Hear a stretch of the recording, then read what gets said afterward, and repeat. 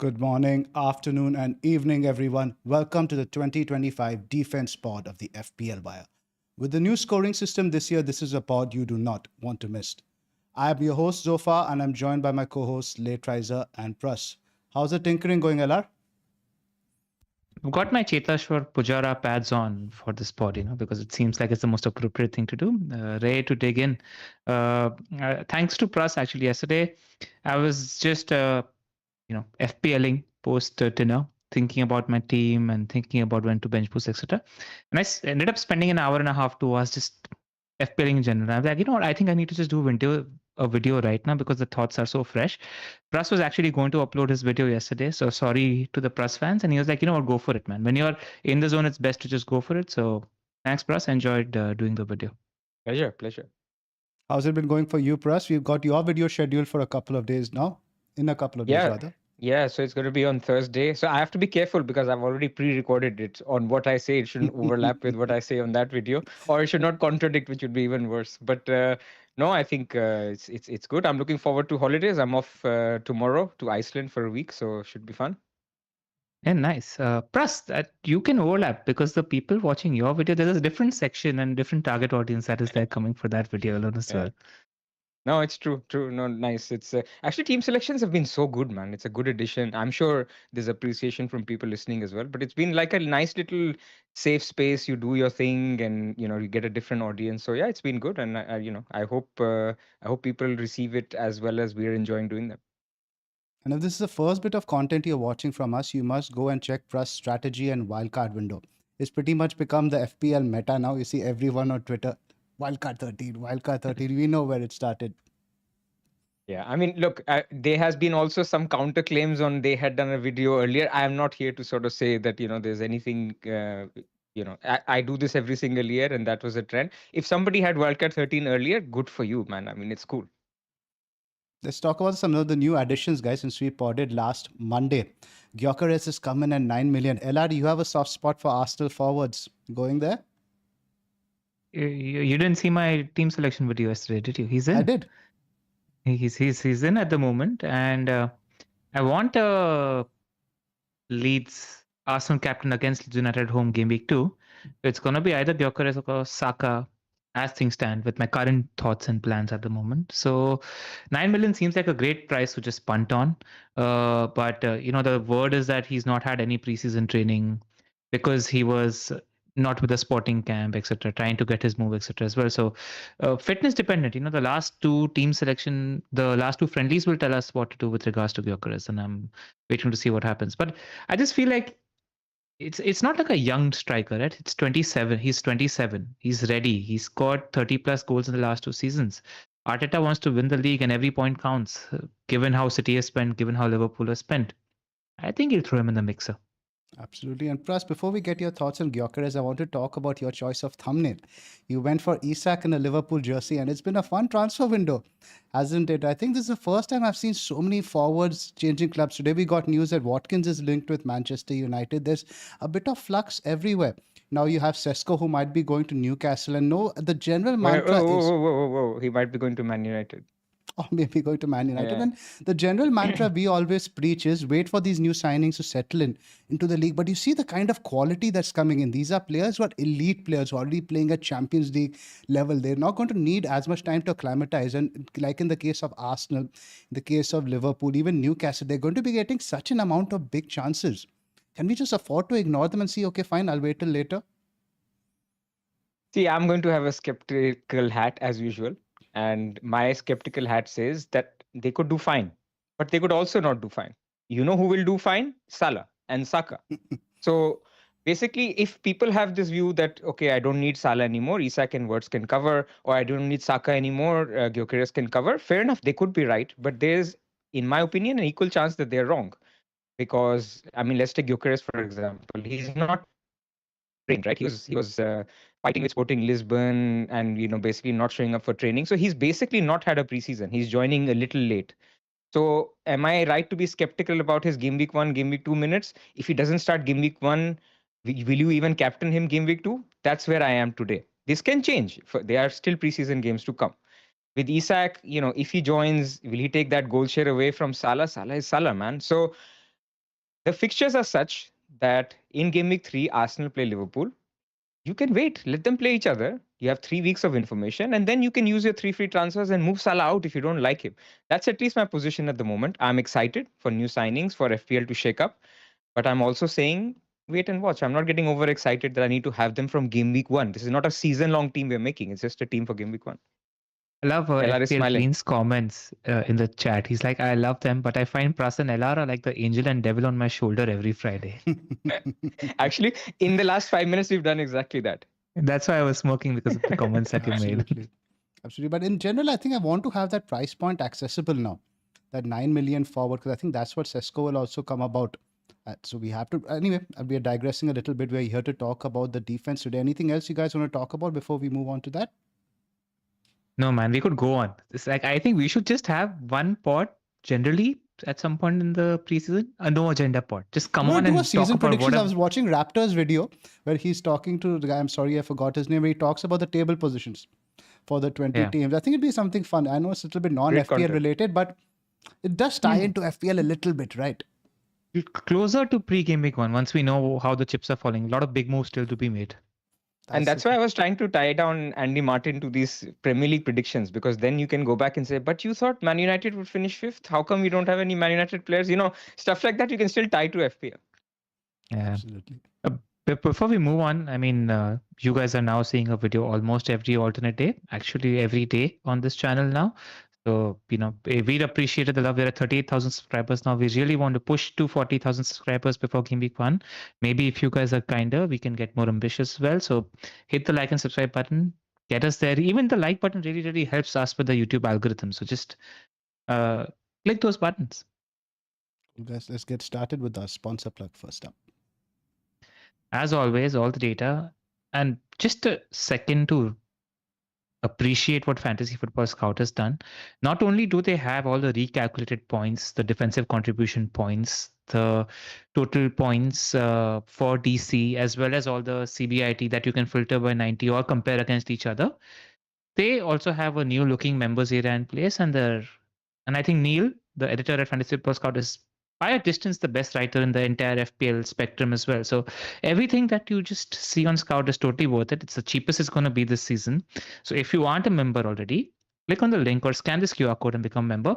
And help if you want to help us out and support us. If you are become a member, click on this code because it helps us out as well.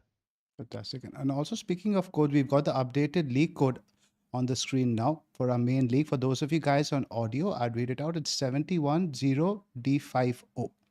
710D50. And if you guys are watching on audio, I highly recommend getting on YouTube for this one. There are a lot of visuals. For starting with this one, Pras, we've got our merchandise ready. I am not wearing my glasses. I can't tell what it says. What does it say, Pras? It says you have got wood. That's not what it says.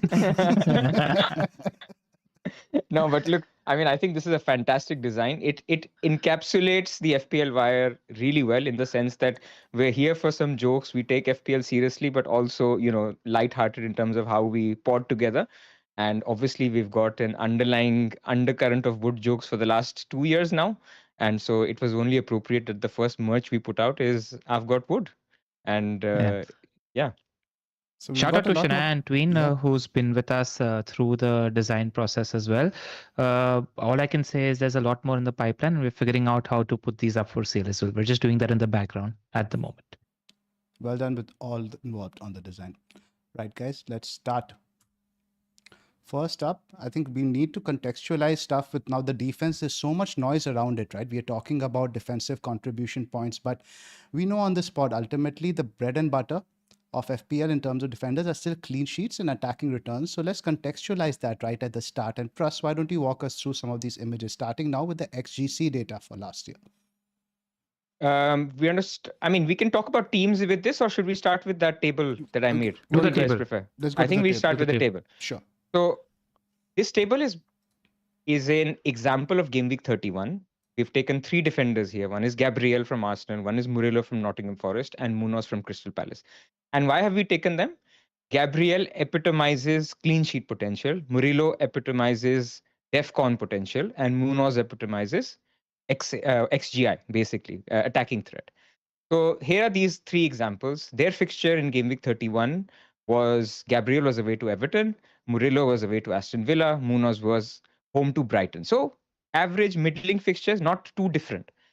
So when you look at Rob T's numbers, what we've basically done is aggregated the points for all of them, how a model would do. And why we're trying to break it down is because in our minds, now things are complicated. Earlier, we used to think defender, oh, he's an attacking defender with good clean sheet potential, done.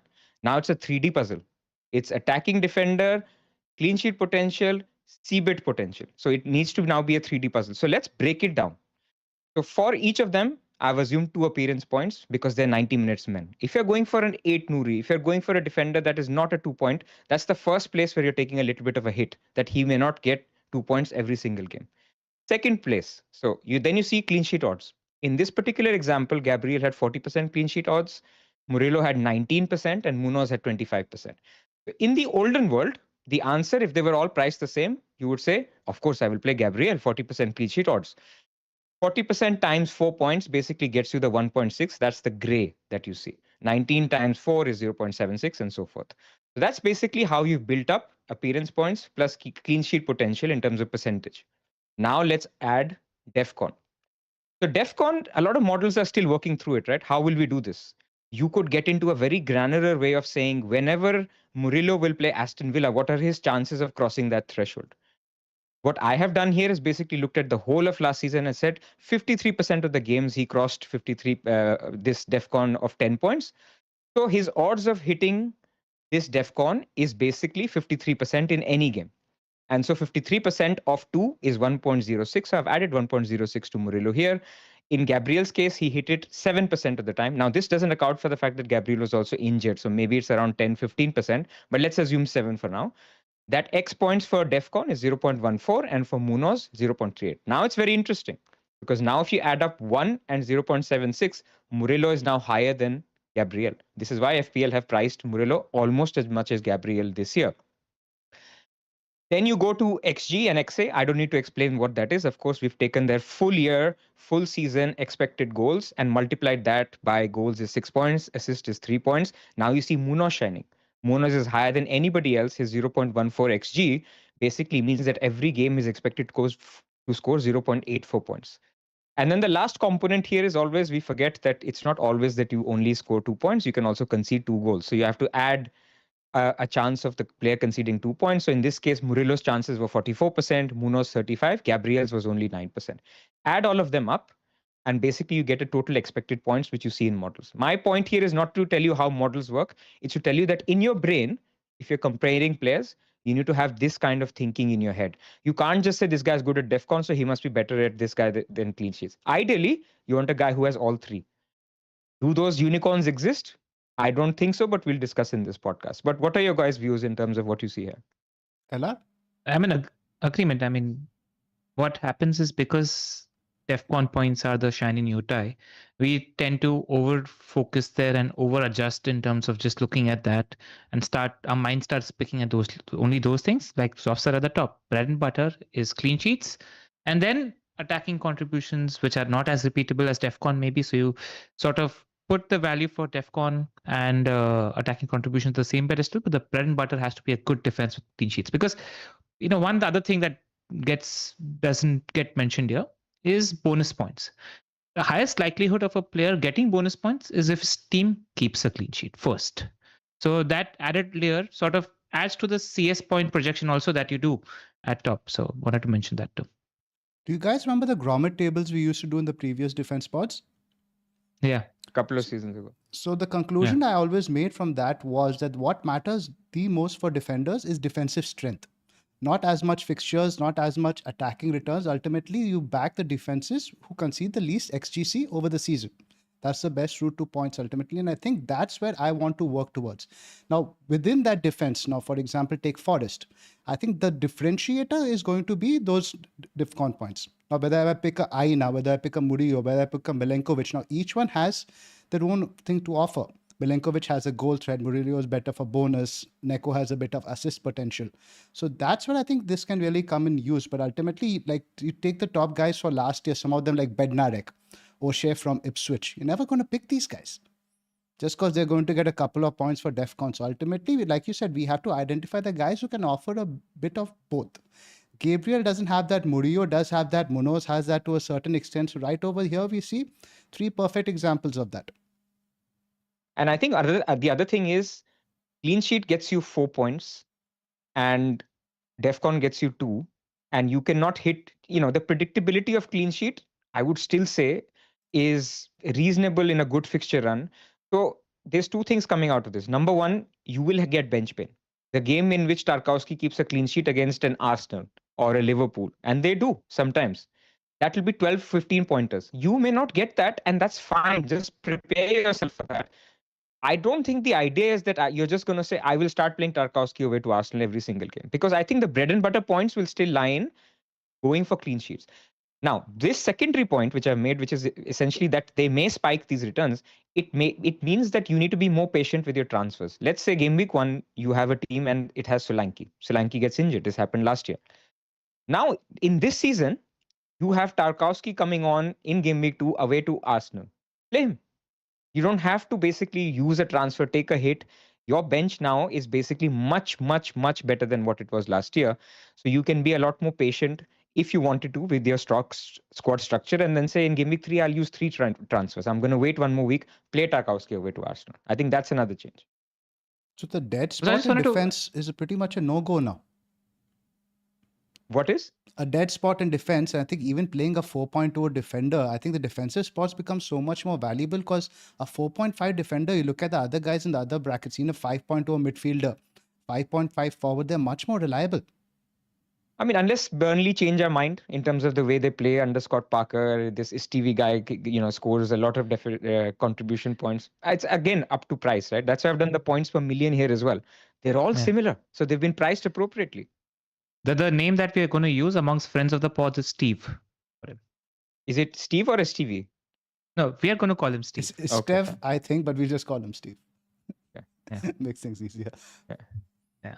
I just also wanted to mention one thing. When I've seen a lot of analysis about the DC points, the defensive contribution points as well, right?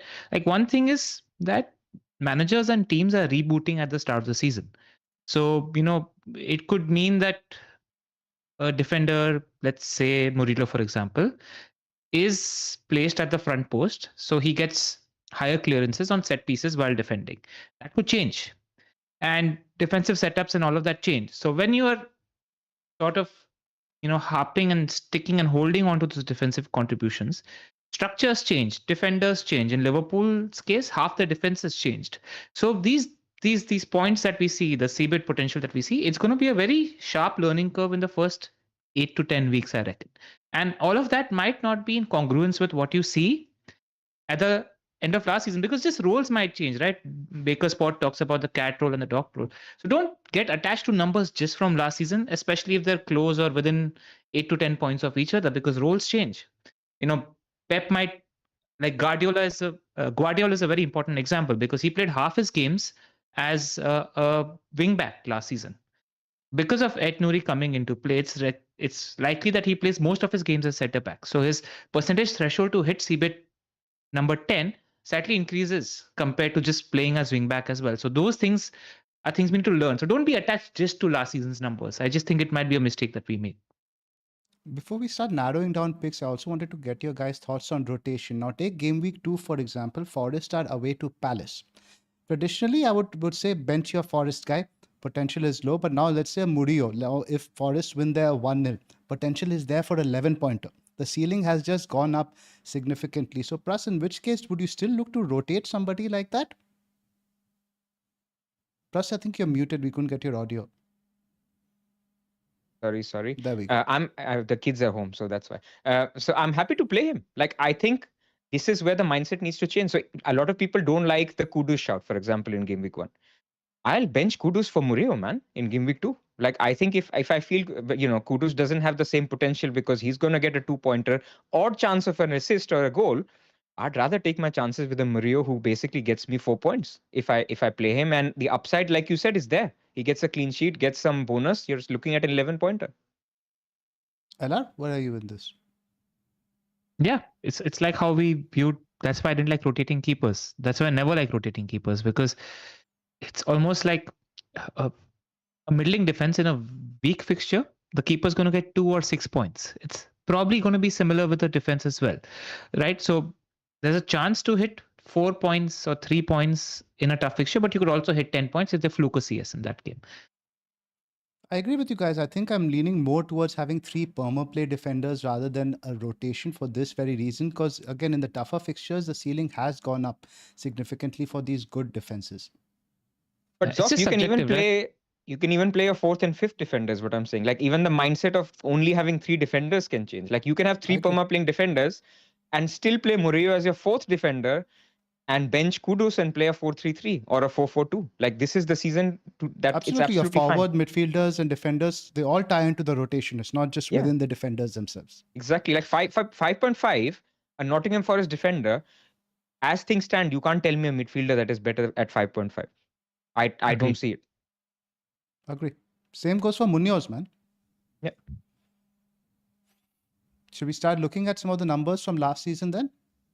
Yeah, like what we'll do is we'll go premium teams first, then move towards the lower price picks.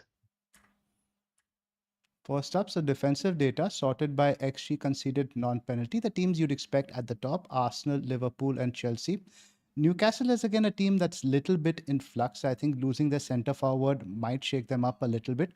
Fulham is someone that's very interesting and I want to talk about. They've been very good in terms of underlying numbers, but very poor in terms of clean sheet. They're very popular rotation option, particularly with Nottingham Forest this season. And as we'll explain, Anderson is very good on the C-bit. Ella, what do you see? Like, what do you think when you see a Fulham fixture? It surprises me when you see them so high on the table, and the fact that they got 5 clean sheets only last season, right? So maybe some underperformance, especially compared to what they do. But then I'm thinking about Fulham, and I'm thinking about how stylistically they're different to a Forest and an Everton. Is Fulham are more balanced, and they're not a defense first team. They like to attack more. That's the slight perception. Even though they're pragmatic, they don't compromise too much on attacking flair. Whereas Forest and Everton are just more drilled and capable of playing a deeper block, and they will which is why they probably got more clean sheets last season. Does that change this year? We don't know, but that's the general perception that I have. But I want to start with the teams at the top. And one thing I want to say is that while I might have slight doubts about Liverpool, we'll park that topic for difference. I think one team that has increased their defensive capability with the addition of a Zubimendi in the team as well, with the addition of depth in Norgard as well, is Arsenal. Like, they've been the best defense in the league probably for the last 3 years, and nothing has changed to change my perception of that. So if you're looking for bread and butter, just highest clean sheet potential, capable of cleaning against anybody in the league, Arsenal are just up there, even though the fixtures are tough. So I know Pruss is probably very hot on them at the start of the season, but is there any difference you see in terms of how you expect Arsenal defense to behave, and are they clearly the best defense in the league? Zoff, what do you think? I mean, I'll be very biased. Why don't you go first? I think the question was addressed to you. I mean, 32.7 XG conceded non-penalty basically means they're expected to concede one goal in 3 games. That's the data. This is Mourinho level of defensive numbers. And they were Mourinho, unlucky, Chelsea. right? Last season, I think they would concede just a couple of big chances and concede. Yeah, I mean, the it odd can goal. happen. So people, the skeptics will say, yeah, they still concede for the first shot or whatever. People say that about City for years. But if you believe in numbers, if you believe in underlying data, we are showing you the numbers. There is a gap. It's Arsenal, then a gap, then Liverpool, then actually a gap. That's where we are. Maybe Man City improve over the back end of last season and the Club World Cup. Man City showed that they're trying to change. Rodri will be back. But right now, for me, these two are the top teams. So for me, if I'm going for a perma play defense, forget about DEFCON. I want first clean sheet points. And if the fixture run is good enough, I will not play Gabriel away to Liverpool.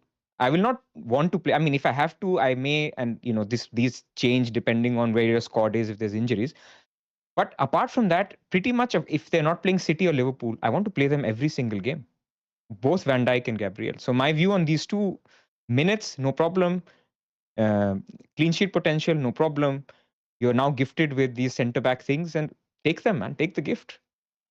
Has the goalpost changed on Gabriel versus Saliba? I haven't dived deep into their DEFCON numbers, but I think Saliba fares slightly better. Very minimal. There's like one goal through the season, it would matter in difference. Not much of a difference in comes. And Gabriel played 10 or 12 games lesser last year as well. So you don't have as much data as well on him. He's missed some I mean, if minutes. But you're just think about preseason. it, right? Like you're not buying Gabriel and Saliba for add-on DC points. It might happen where role changes again. There could be a learning curve that might happen, but you're not buying them for DC points. You're buying them for clean sheet potential.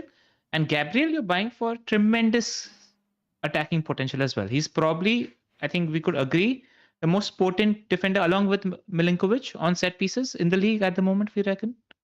0.1 pieces? XG is basically a goal every 10 games. That's quite all That's right. about like 4 for a goals. defender. Yeah, it's Yeah. 4 goals a season.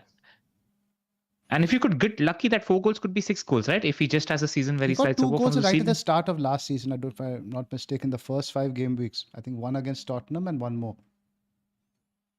So Arsenal, just about whether you're taking the fixtures on or not, and that's a question that we'll address later. But let's move to Liverpool because an important Just one question point that on I'm- Gabriel. Sorry, LR. He's not actually even today. I think they have a Spurs friendly. He's not training.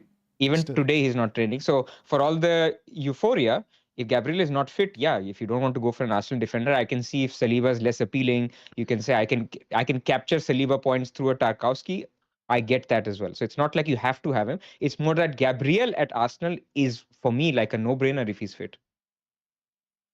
What do you 58 think about big that, Zol? chances, man? And I think I completely agree. Just look at Arsenal's data. I just spotted this: 58 big chances conceded. The second best is 72. That's Forest, and Forest massively, I think, overperformed. That's a conclusion we take. In the open play, goal attempts conceded 100 fewer. I think with Gabriel, like again, you go back, the goal threat is so significant. Every corner is a Tony Pulis wet dream for Arsenal. So you just cannot ignore that aspect of it. I still want the goal threat from my centre backs. And like Pras was mentioning, Liverpool away, I think he scored there also last season. scored, He's as perma play as it gets. So and Kiwior Pras scored 2 goals when he replaced him. It's just the team is built for centre back scoring headers. that's what Rice's it is. delivery, man. And there And is some Saka's rotation delivery. there. Like you said, you can rotate him out for those Man City and Liverpool fixtures by playing somebody like a Konsa. Russ, I think that's what you Yep. suggested in your Konsa. video. So there is opportunity there. And despite the difficult fixtures, right, what I'm trying to do is build a defense that I can sustain with minimal transfers for the first 10 to 11 game weeks. And that Arsenal has to be a part of.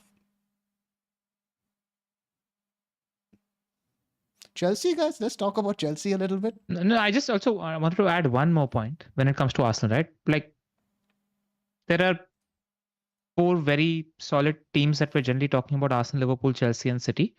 Like Arsenal's the most known quantity out of the 4 as well. With Liverpool, right, with Frimpong and Kirkes coming in, we don't know what's quite going to happen there in terms of shape. With Chelsea also, little more predictable because Enzo and Casido did really well in the Club World Cup as well. They've got one new centre back. Outside of that, the defensive shape is pretty sorted. City also, we don't know how Pep is going to set up with Ait Nouri coming in play as well, right? And they're still in the market for Livramento. And they were poor last season when it comes to defense. So how will they adjust this year? There's a learning curve, but I'm sure Pep will look to adjust that for sure.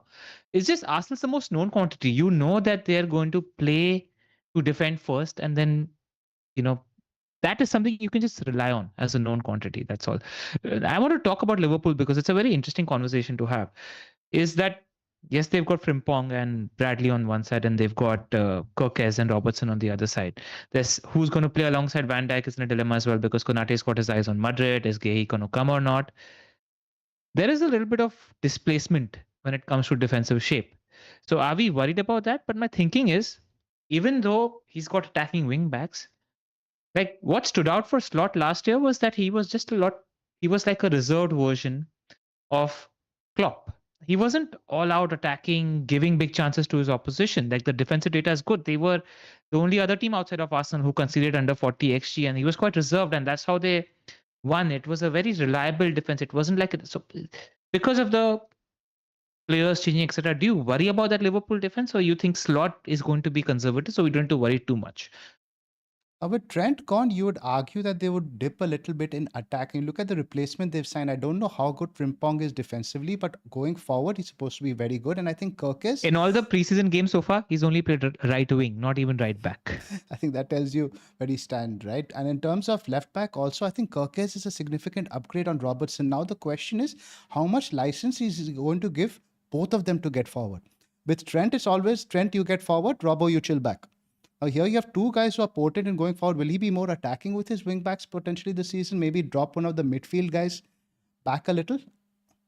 Grab and Mac are going to be sitting deep pretty much large portions of the game. We're going to see that.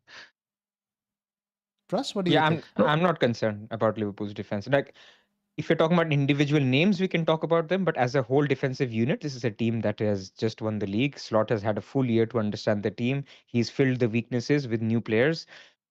And he has solid backups. Like, I understand that Robertson is getting older, so Kirkes could play. But, for tougher games or when Robertson is needed, he'll be solid. When needed, Bradley can play on the right as well. So I think, it's a settled team from that point of view. If Gehi comes in instead of Konate, there's no drop off. Like, Gehi is really good as well. So yeah, I just think it's a good team to back. And Van Dijk again, like another example. If you're talking about specific names now, the guy is taking free kicks. He's got a header on him, and he's got probably the only defender. In fact, that 11ify chart says he's like a unicorn, one of the only defenders that have DEFCON points and clean sheet potential. That's another no-brainer. Yep. And also just about the wingbacks, worrying about that also. Now how Liverpool might set up also. Both Frimpong and Kirkes have insane recovery pace. This is something that the other wingbacks didn't offer last year. So Slot might adjust to that also, because I just think he's not all out attack like Klopp. There is a balance to Slot, so you just have to rely on that. Any other teams here? Let's talk about Chelsea now. While we're talking about these two teams, so if you're going for Arsenal, to talk about Chelsea. I wanted to hear LRG after LR is hyped about that. I'm just going to delay that because I think we'll just draw conclusions. If you're going Arsenal, We're go talking to top centre teams backs. so far. But are you guys on the same page? If you're going Arsenal, go to centre backs, avoid the wing backs, too much competition. Agree. Yeah, I mean, White is fit, so Timber could play off the left or compete. Lewis Kelly is fit. I just don't know why Califri is fit. Yeah, Califri. Well, he had a niggle again, but yeah, I mean, between them, why would you bother? Well, only person who I'd be tempted is if Ben White starts the first 6 games. So game week 7 onwards, if you want to save 0.5, maybe somebody worth considering. But outside of that, no. You need to see that consistency. Liverpool, Van Dijk or nobody. At least in game week 1. I think over the period of time, once we see the first 6 weeks, we'll come to know who first choice is and who that really attacking wing back for Liverpool is. But until that time, it's Van Dijk or no one, you guys reckon? Yes. I think so. In fact, if Gehi joins, it'll be very interesting. Some people will skip on Van Dijk and go Gehi, and I'll be like, I'll happily stay on Van Dijk. Van Dijk is special with the new rules. All right, let's talk about your team, Chelsea. Chelsea's off. Our team. What is this? Let me get your thoughts first. Right now, I was just having a look at some teams all over Twitter and YouTube. Sanchez seems to have emerged as the meta goalkeeper pick. What are your thoughts on that? Keep the fixture ticker on so we can discuss that in front of the ticker as well in general. First 12 if you want to go first 12? Term. Sure. Yeah. Fixtures to start with are decent. We have Palace, West Ham and Fulham. Even Brentford potentially without Vissa, then Manchester United, Brighton. I think a large part of it depends on what we see from Maresca. I think first half of the season and second half, we saw two very different setups. We were much more conservative, looking to exert much more control. But now with all these new players we've signed, we again saw a departure in tactics in the Club World Cup, where he saw Cucurella, in fact, playing a little bit deeper, Gusto getting forward to allow Palmer to drift a little bit more central. And I see Cucurella is also a very popular pick and just a little bit less optimistic than most people on his attacking potential. Yes, very nailed. And we'll talk about the picks in terms of nailedness in that Chelsea defense. But the fixtures are good. I think we will be better than last season. But I think at 5.2, I just prefer Cells. I'm not really sure on the other 5-point guys either. Pras? I mean, I think we saw this trend in our season review pod, where we talked about Chelsea basically changing the way people were saying Maresca was very free-flowing in the beginning when, that battering of Brighton happened, the 4-goal Palmer game. Obviously, LR remembers that. But over time, we saw them becoming more and more pragmatic. So I think the trend here was if there was no changes in bonus points and CBITs, I think Cucurella was in my draft, in my thinking for sure. And I think a lot of people. What has changed is there's other 6 million players that are providing you the same amount of or better clean sheet odds. They're not giving you, Cucurella's attacking threat is okay. It's not a Munoz level. So people have basically just said, okay, he doesn't fit. Like if you give me another 2 million in my budget, maybe I'll add a Kukurea as my fifth defender.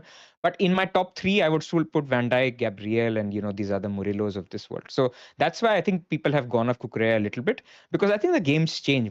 Maresca changes who will overlap, who will basically do the cutting back. So I feel Kukurea is still a very good pick, but he's now competing with better picks given the rule changes. So then people still have that thing of, okay, can I go for a centre back? You guys, apart from Colville, I don't know if there's a centre back that is nailed. Colville's recovery points or DEFCON points aren't that impressive. So then people are just like, go for Sanchez, 5 million. He looks nailed. I think that's how people have arrived to Sanchez, not because Sanchez is great, because they want some Chelsea defenses. He seems to be the natural one. A lot of interest in Chalobah, Sof, because he tends to do better on CBIT potential compared to Colville. And he's cheaper, I think. No, both are No, all, he's all three are 5.0 five. as well. But But the thing is, he's Tosin a is there, hoofer. right? Yeah, Tosin is there, and the new Hato guy is also Hato will coming in, probably right? play So on the left, but I think primarily you're going to see Colville start most games with Tosin or Chalobah, I think, changing depending on the opposition. I think right now Chalobah has established himself as the first choice pairing, but once Champions League starts, it's a toss-up every week. also just my general 2 cents on Chelsea. My perception is that as a system, as things stand, until we see more proof in the pudding, I trust Arsenal and Liverpool's defense more. I also probably trust City's defense more because I expect Pep to sort it out. I don't expect Pep to go on the way he did, and Rodri's going to be back, and he's got reindeers in as well. So there is defensive cover. Chelsea's fixtures look good is something I don't buy. I think there's, until game week 8, all the teams playing Chelsea are capable of scoring a goal. There's no hit home clean sheet fixture there, in my opinion. Crystal That's Palace, fair. very good team. West Ham, Fulham, very good team. Brentford, maybe easy. United, Brighton, Liverpool, Forest. Like, they're not banker clean sheet games, as Pras likes to call it. They're just a good clean sheet game. You're relying on a good defense, but it's not a green row of fixtures, in my opinion. So I'm happy to take it on. I'm happy to solve it. Sharpness you're is going for also somebody an else. issue because you'll see now Palace are going to be playing in the Community Shield. I think that's as close to a competitive game as it gets. They're going to be much, much sharper than Chelsea, who are just going to be having one preseason game now. You could argue that Chelsea played recently in the Club World Cup. It's only a few weeks ago. But 3 weeks off is a long time in football. You need to gel, get some rhythm going. So Palace will be much sharper. West Ham, I guess, not looking that great. They looked quite poor against you guys also in the preseason friendly. Fulham is a derby. So I get the point you're making in terms of fixtures. Yeah, so I just don't think it's reliable. I'm happy to swerve it. I think there are similar level defense teams where you got a better set of fixtures against the 3 promoted teams, for example, where you can chance it a little more, I reckon. Cool, guys. Let's restart talking about some of the CBIT data. Try to unearth City. some- Let's talk about City. I City? think the 4th premium team is important to address because Ed Nuri and Guardiola conversations to have. Nuri was so attacking, man, during the Club World Cup, the new setup that they played. He was practically living in the box, more so even than Guardiola at his peak. Do you remember O'Reilly from the last 10 weeks? What's his name? O'Reilly, the guy Nico who O'Reilly, played yes. Nico O'Reilly. He was inside the box whenever the ball was coming in from the right hand side. And Ed Nuri might have a similar role, and he's really good technically on the ball as well, So, like, very, very good candidate for game week for the first wildcard. But until we see more proof, like there is, or if you're going for an Ed Nuri, know that it's a punt because it's not. Minutes are not guaranteed for Ed Nuri at the start of the season. Somebody could go there and get 3 attacking returns in the first 5 games, along with 3 clean sheets, and they're minting money, but it's a risk. There's a high degree of risk associated with that pick. Whereas the same degree of risk is not associated with the Guardiola, for example, in my opinion. That's the opinion that I have. I think he could be Munoz-esque, though, the role he has. Yeah. Could What be. do you reckon? Needs to get minutes. Like I'm not convinced that he'll just play every game. Like it's Pep, and we know like there could be games where Akanji plays left center back and Guardiola plays left back. It's not a given that he plays. There is potential for sure, but I am unfortunately the same guy, the conservative guy in the beginning. I need to see something, and we will not because we'll only get one preseason game. So And Pras makes a great point, and like I was watching an analysis video on the Stretford Paddock channel, and the take was that a manager's best 11 is a 25-year-old, 30-year-old concept. It doesn't exist anymore. The question is followed by against who or against which kind of opposition. Because if you're looking at these top 4 teams, it's more about setups, etc. Right? So we've seen Arteta use that. We've seen Pep use that. Right? Like if Pep comes against Everton or a Forest, for example, that has big guys, he will play uh, a fourth centre back instead of an Ait Nouri in such games. And in fact, you want your Ait Nouri to play in such games where there is higher attacking potential. So, you might actually lose out on the tougher fixtures because of this. So, we have to wait and watch and see how Pep is going to approach the season and play out such a pick. Has tremendous potential upside, but just know that it's a risk.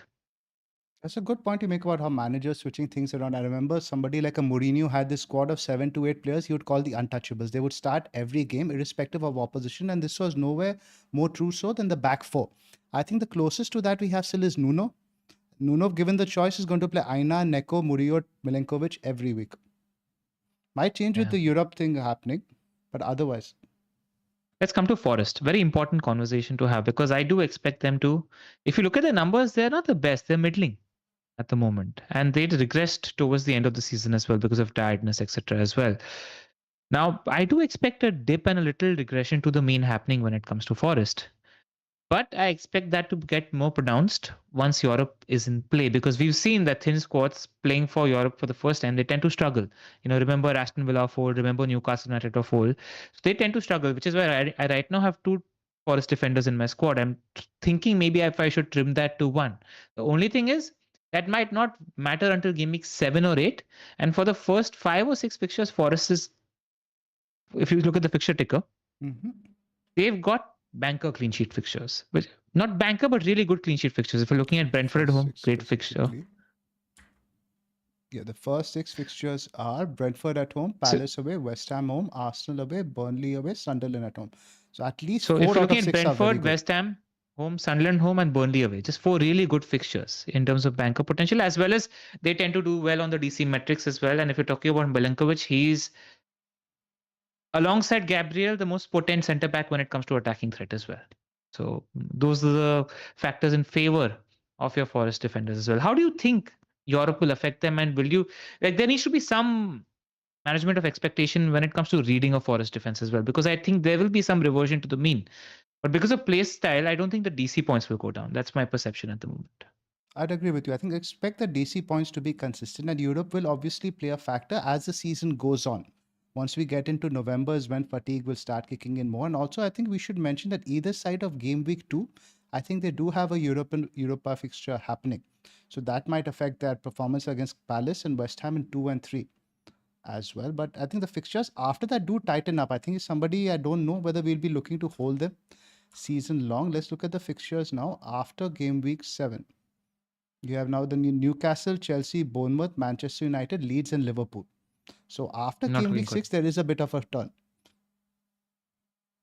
Exactly. I mean, we forget that they had quite a bit of decline. Like people were very hot on sells, and the guys kept getting clean sheets. And then last 10 game weeks, like the wheels were falling off. Whether that continues or not, like if Forest didn't have a great fixture run at the beginning of the season, I could have even swerved them. Like I don't think but the fact that the point LR makes that they should still get ball recoveries and their clean sheet potential is higher than normal because the fixtures are nice, I think that makes them very, very good. So you can just sell them at their price at 5.5. You can sell them for a Kukurea after game week 6. So I think there are options, and I think starting with a Forest defender again, we're not trying to be too prescriptive, but as it turns out, Van Dijk, Gabriel, and a Forest defender become quite key because the minutes are also very secure. In process, camera is swooning. The light was falling actually. Cool, guys. Let's have a look at some of the other tables. Any other defenses that you want to talk about? Let's look at the fixture ticker because that's interesting. Because what has happened is, outside of this, there's no team that has a clear run of good fixture at the start of the season, with the exception of perhaps Spurs. 6 is 2 less off because you're looking for at least a 10-week. Yeah, 12. Spurs at the start of the season have got Burnley at home, Bournemouth, West Ham, Brighton, Wolves, Leeds, Aston Villa, Everton. How you guys seeing their defense? Because they were terrible last year, but there needs to be an adjustment because of Frank. What's your perception with Spurs defense?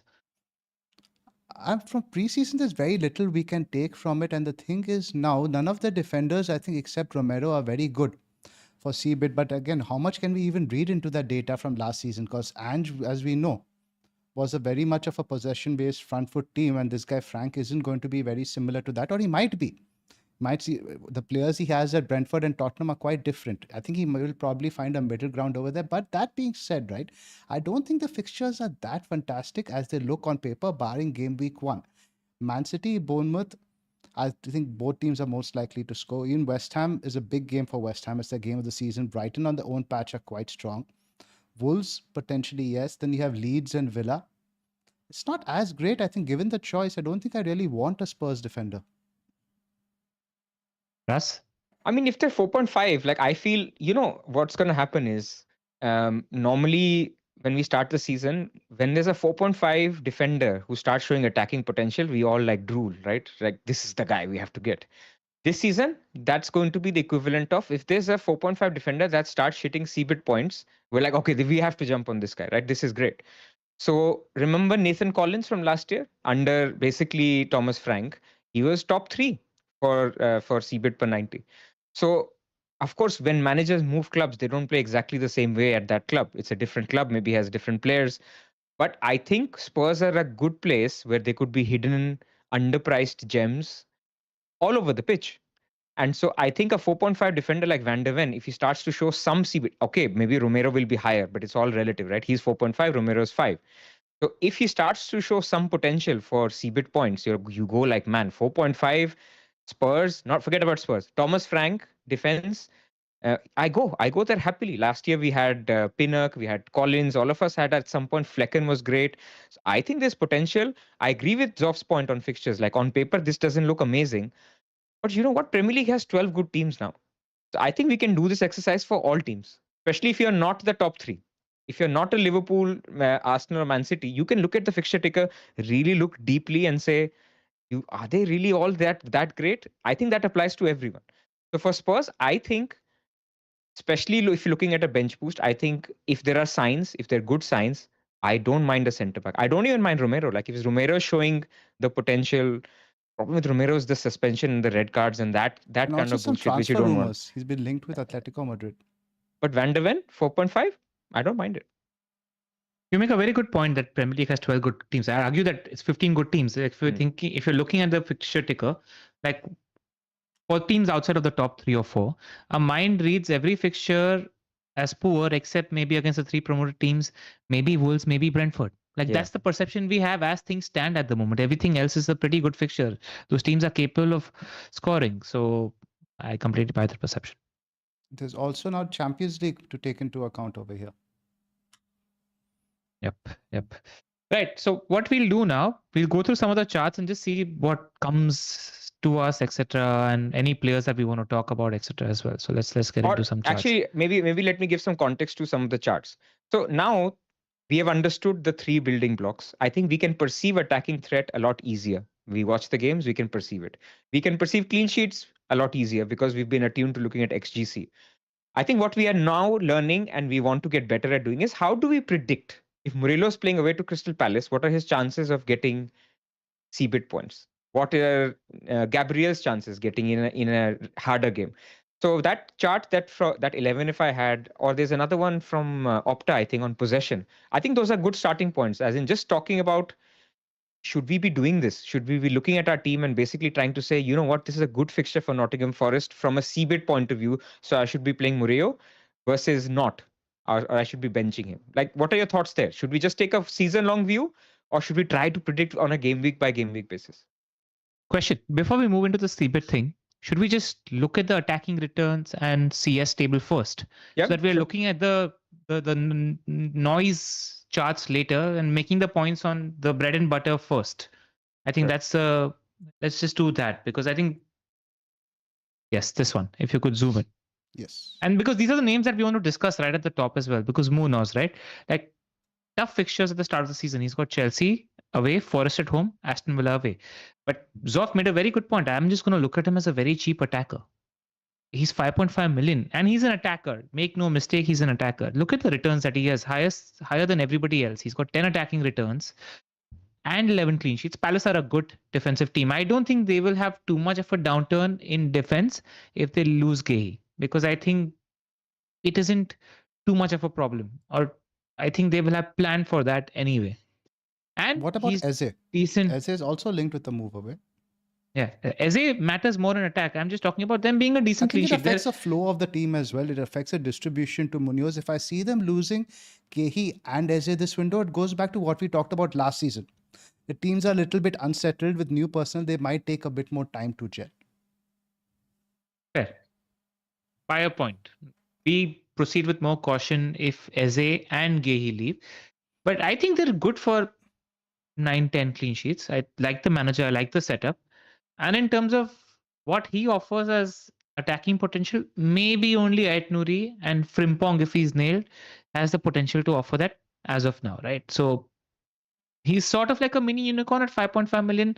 I don't think you look at fixtures if you're playing him. Yes, there are 2 or 3 tough fixtures at the start of the season, but it's if you have Munoz in your team, it has to be a perma play sort of situation, I reckon. Because the higher games, if we'll see that in the charts later, the tougher games, he's got higher DC points against the top 10 compared to the bottom 10 as well. So that's something you take into consideration. Where are you guys with at Munoz in your Game Week 1 team?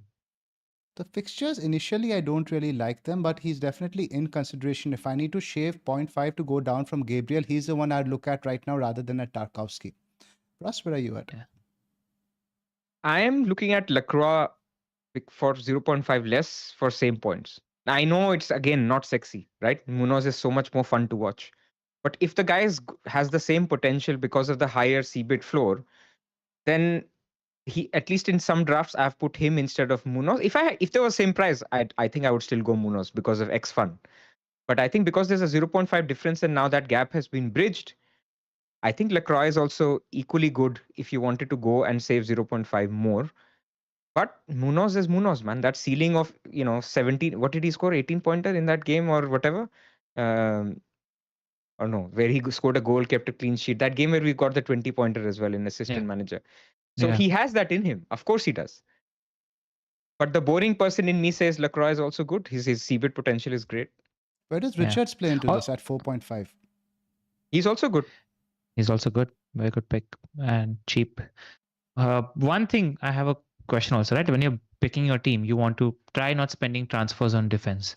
Or if you're someone like me who's maybe looking at swerving the Arsenal defense, you're like, okay, I will spend one transfer on defense and get in an Arsenal defender later because that's the one I'm compromising right now. So then Munoz has a difficult first 3, but after that, the fixtures look really good. After that, he's got Sunderland home, West Ham away, Liverpool home, tough, Everton, Bournemouth. He's got good fixtures after that, which are very playable with the exception of Liverpool at home. So, I think of myself, will I be itching towards wanting a Munoz Game Week 4? And then we have to look at picking a defender for at least 10 weeks to 12 weeks, right? Because you don't want to spend transfers there. That's where my problem with swerving Munoz or not, because I think he's that important to pick. I'm in a dilemma. At the moment, I think I'm like pretty much 50-50 whether he's going to find his way into my team or not. Just a note, I want to mention on Palace, not generally we look at home fixtures for most teams and more of clean sheet bankers. With Palace, I don't think that's the case. What they set up away and how they set up at home is very different. At home, they look to have the ball. They look to go on the front foot. When they're away, they're very content to let the other team have the ball, play on the counter. And we saw the stat last season. I think they went 6 or 7 games in a row, away games without conceding and winning all of them. So don't necessarily, if you're looking at a Palace rotation, base that on home or away. You'll be in trouble. Good point. Right. Milenkovic out here. Very important is that he got 7 attacking returns. And I think all of them were goals, if I'm not mistaken, in a team that kept 13 clean sheets as well. There was one assist, I think, that was at Ipswich, right? On the free hit week. I remember that one. Yeah. And 26 defensive contribution points as well, which is much lesser if you look at his partner, Murillo, which he'll probably come on the next tables off. The next page. Yeah. So Murillo, where's he? Yeah, he's got 38 defensive contribution points. But as I pointed out in my team selection video yesterday, in the second half of the season, Milenkovic just got 1 less game of defensive contribution points. So I wonder if... I have that as well. We pulled that up for you. I wonder if things change in terms of how Forest setup, if there are any Forest fans watching this game. Why do you think this difference sort of trimmed in the second half of the season where there wasn't much difference? Because then if there is not much difference between Milenkovic and Murillo in terms of defensive contribution points, then Milenkovic is a set piece beast.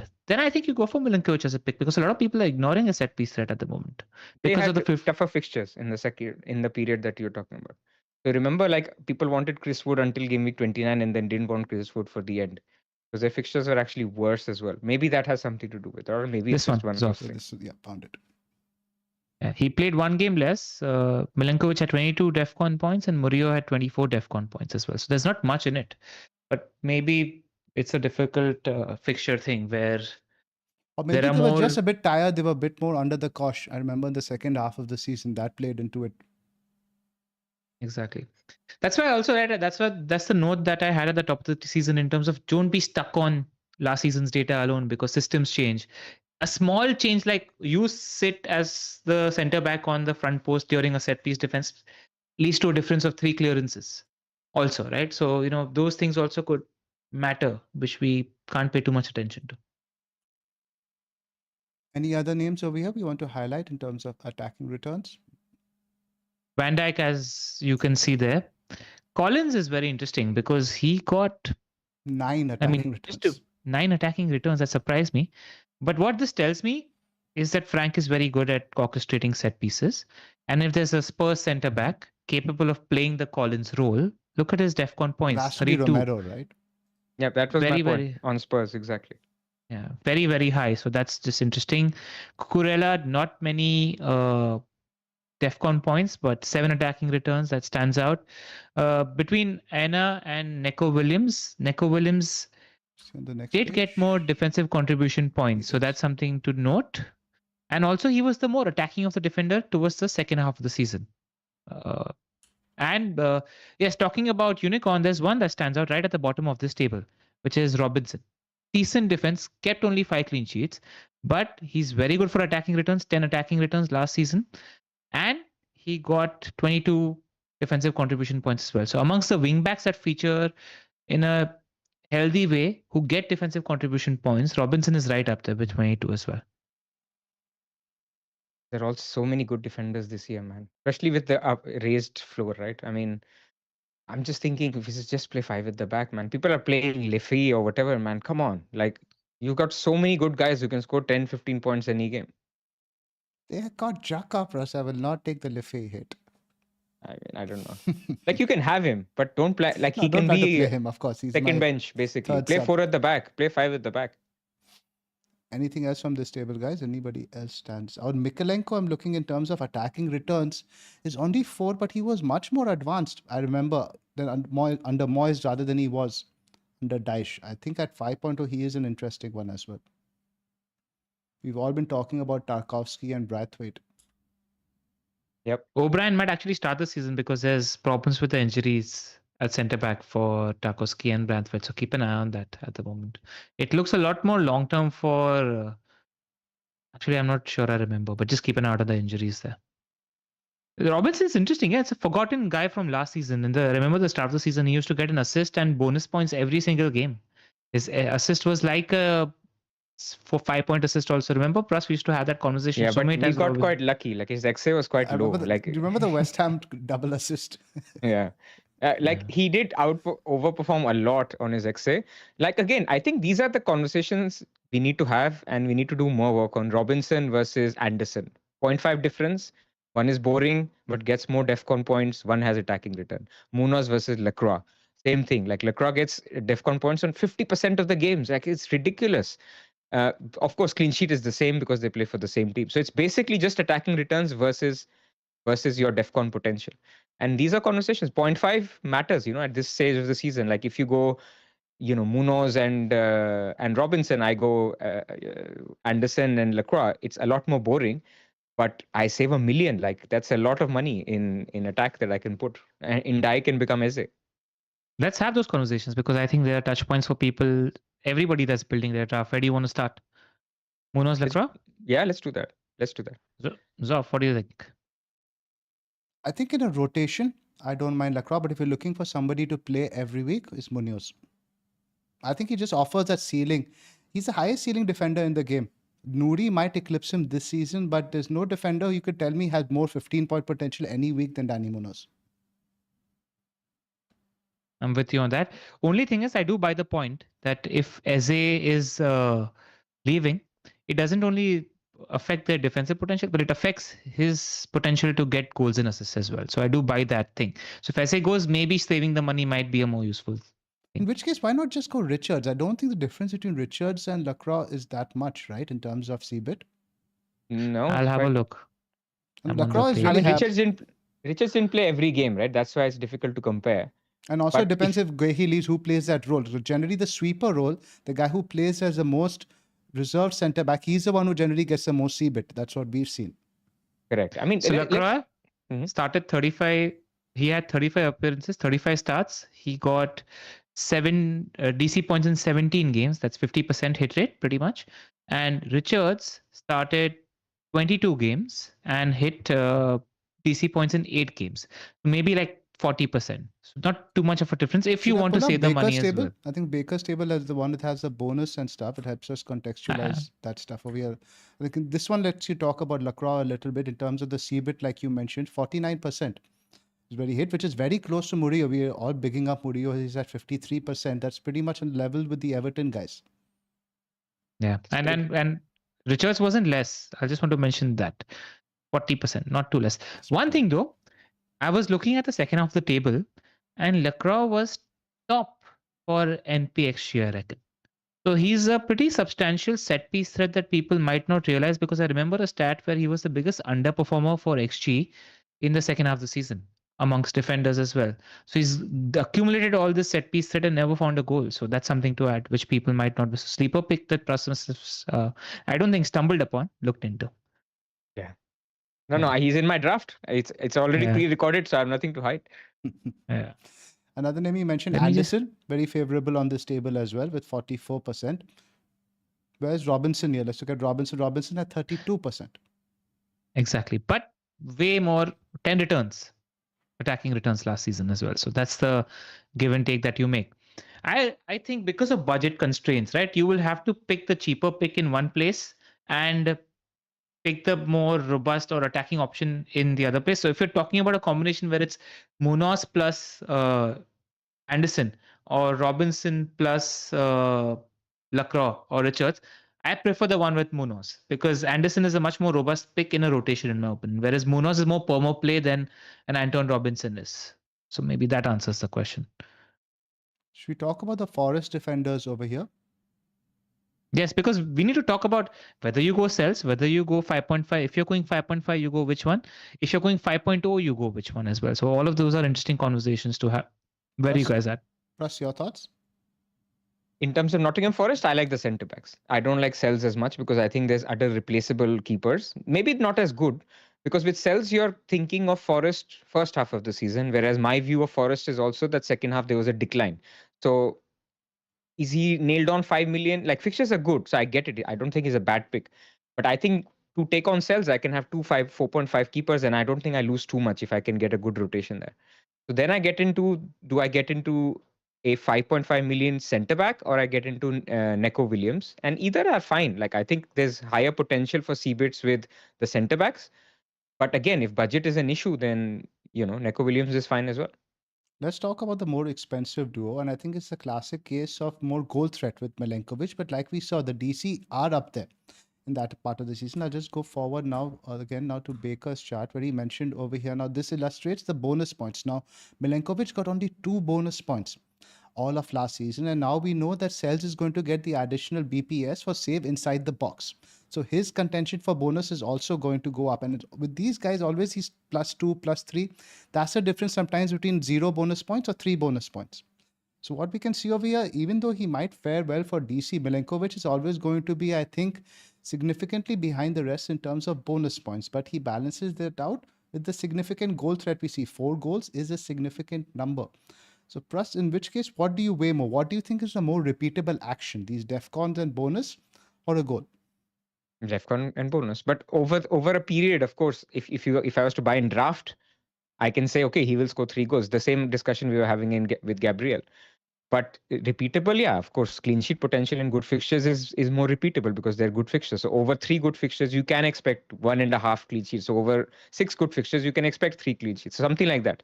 So that's what I would rely more on. But clean sheet potential is the same, obviously, for both. You're basically just saying a little bit more attacking potential versus a little bit more bonus and CBIT potential. I don't think it's one of those things where you can decide which one you like more. There's not too much in it, and of course, variance will do its thing.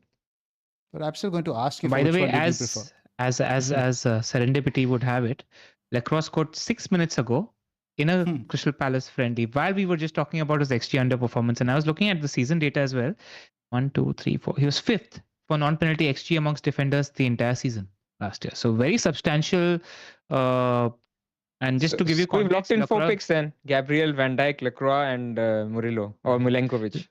Lacroix was 3.46 NPXG, Milenkovic was 4.02 NPXG, and Munoz was 4.93 NPXG. So just worth noting, he wasn't far away. And Van Dijk was 2.24, so Lacroix had much more NPXG. Maybe it must have been one chance with a very high XG as well. Maybe we remember. Yeah, that distorts it a lot. We'd have to dive deeper into that, talk to some Palace fans. But plus, you still haven't given me your pick from the 5.5 Forest guys. Who do you prefer? I have Murillo in my team just because of repeatability. Like if I'm only having that guy for 6 weeks, the chances of Milenkovic scoring are not as high as Murillo getting like 3 DEFCON or 4 DEFCON games. And I read a stat that he actually had more shots in the box than Milenkovic in the home games. I think 10 versus 8, not a significant number. So not that he doesn't have any goal threat. Maybe he just underperformed. I picked him on my free hit as well. Was it free hit? No, the dead end team. Gameweek 29. Obviously, Milenkovic scored. He can have more shots, but the inches matter. Yes. Exactly. There are so many one-liners here for the next t-shirt, man. Yeah. That's where, it's his height, right? Milenkovic, which is why he gets those goals as well. So I also picked Murillo first. Then I was just playing around in the members area. Then I saw that there was not much difference in the second half of the season. Now I'll start diving deeper and going game-wise. But I just want to chance glory with Milenkovic if there's not too much difference. So at the moment, I'm going Milenkovic if I'm picking out the two. I think I'm in the Milenkovic camp as well. He's just such a unit in terms of goal threat. I can feel he can nick a goal any game. And if I'm going to be playing a defender every week, even in sort of a bad fixture, you feel like Milenkovic can nick a goal. But it's something I'm dilly-dallying between. I'm not particularly set on. Who I've currently got in my draft is Neco Williams. I think he's a bit underrated in terms of his attacking potential. He got an assist for Wood in their latest friendly. And if they play a back three, then he gets a lot more forward. He took some set pieces, but, and this is obviously a big one, when Europe comes around, there could be rotation. He could switch to a back three and even necessarily doesn't have to play a full back. He could play one of the wing backs that they sign, maybe a Jota Silva, somebody like that. So that's a bit concerning. But if I want to set up a rotation rather than a perma play, something like a Williams and a Senesi or a Williams and a Robinson, that also appeals to me. Even Richards. Or Richards. Yeah. If you want narrative-driven data, I've got one for you right now with regards to Neco Williams. Game week 16 onwards, he had the second most shots amongst defenders and 5th most points in total amongst defenders as well. So he ended the season pretty strongly. He ended as the more attacking one between the two as well. I remember he was in the box quite a few of those games as well. What's their DEFCON potential like between the two? Do you have that anywhere? Who are we talking about again?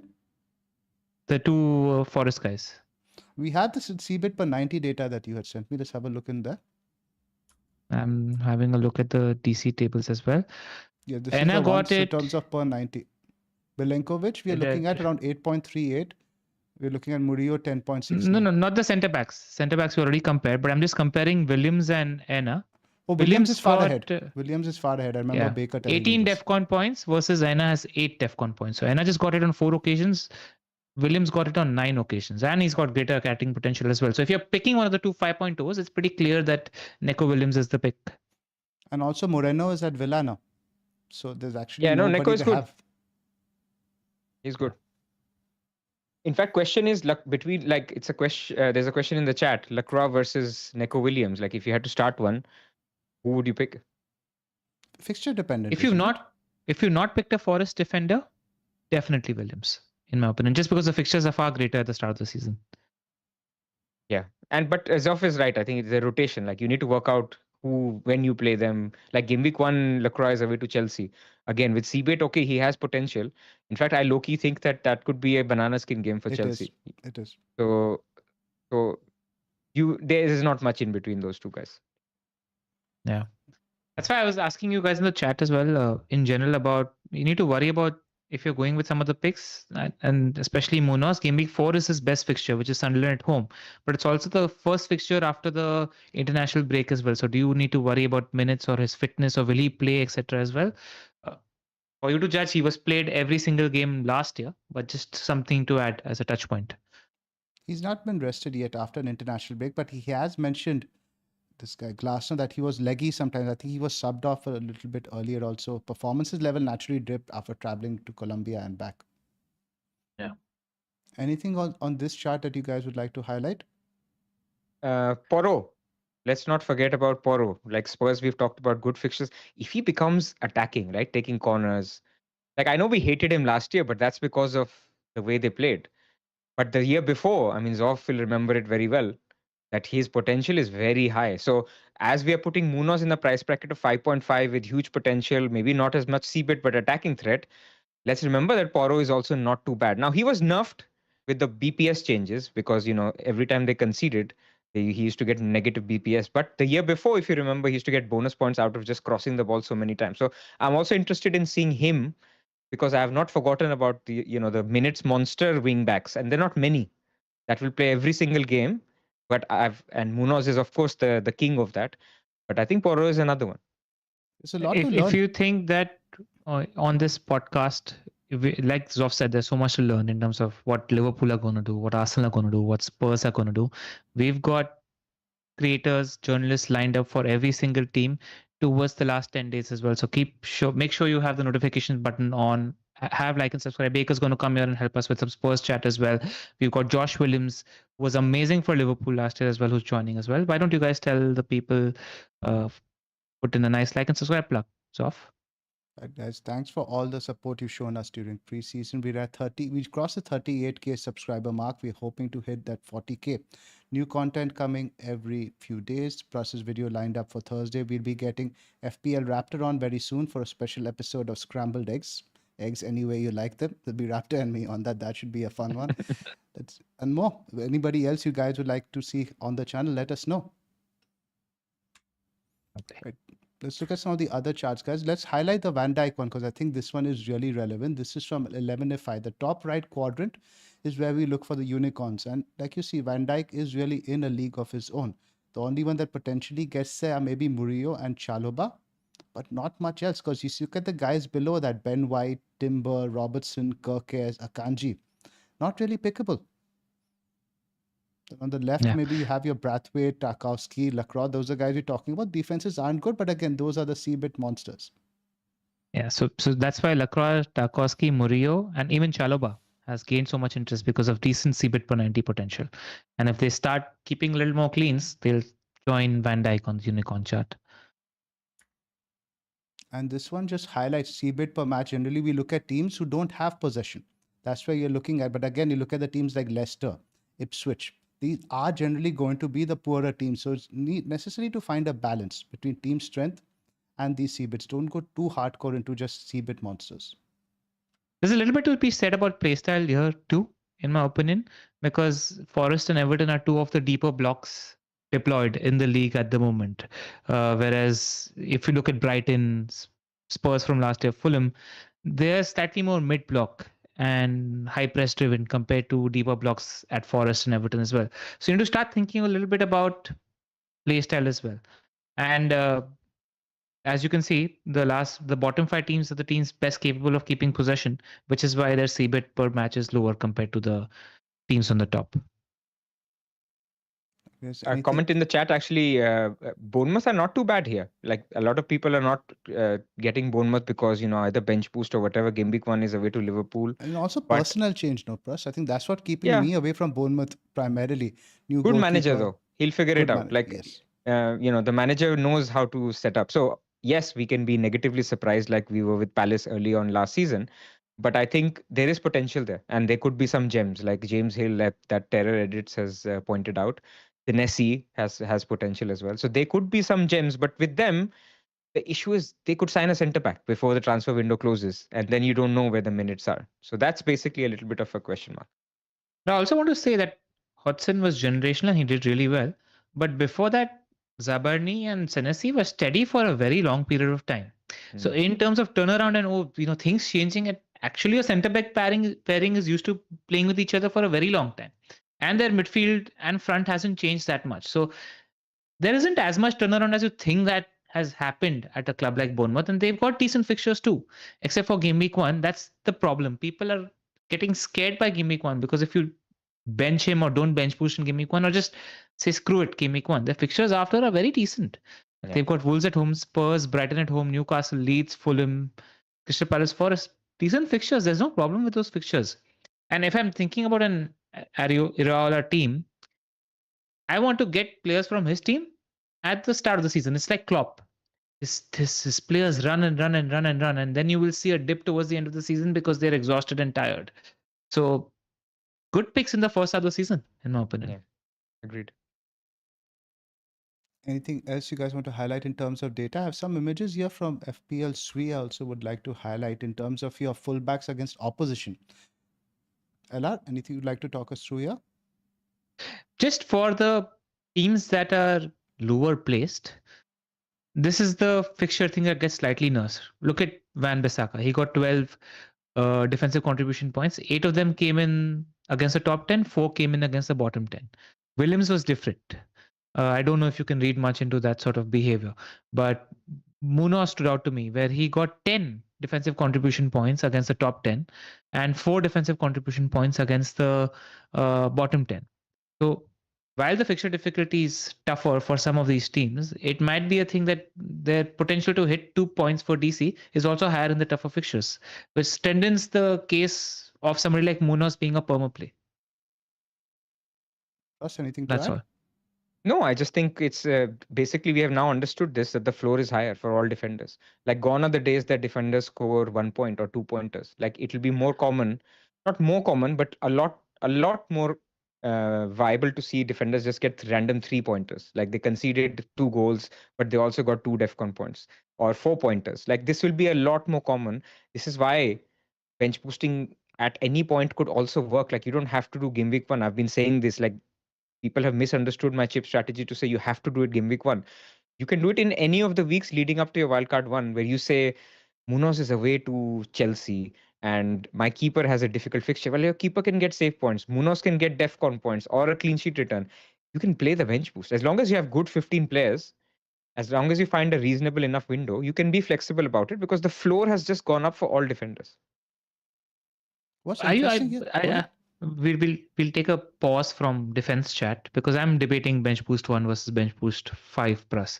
And the reason I'm leaning towards bench boost 1 is because I feel like the shackles are off, the handcuffs are off. Because what I feel like if I don't bench boost 1 and if I'm looking to bench boost 5, there is a premium move or a 6 million defender move that I want to make that I will stop myself from making because my eye will be on getting 15 right players for bench boost 5. So what are your thoughts there? Because my thoughts are quite clear. Do the bench boost 5 if that works better for a rotation. And if something happens, screw it, bench boost with 14 players. Like just don't have the bar so high for the first bench boost that don't let it shackle you. Like if you tell yourself I will not, I know that psychologically it doesn't work like that. But if I have an injury and I'm planning to bench boost next week and that injury is to my 15th player, I'm of the mindset I'll still play it. Like 14 players is fine. That's how low I'm valuing it right now. I will of course do the Salah to Saka and Solanke to Isak move if that I feel has more high value. Of course it does. I tell you why I say this also. Just meta. This is nice to take a break from the defense chat. Is that I feel like this season more so than any other season, the wheels in the top 4 teams have changed much more considerably compared to everything else. So I feel like in terms of where we could be wrong and the amount of information that we don't have and the amount of information we learn in the first 5 or 6 could be far greater at the start of the season compared to some of the other seasons we've had previously, because there wasn't much turnover in attack and much turnover in defense, or as much turnover in attack and defense as there has been in this transfer window. Like Zoff keeps telling me, what a transfer window, what a transfer window. So much has happened.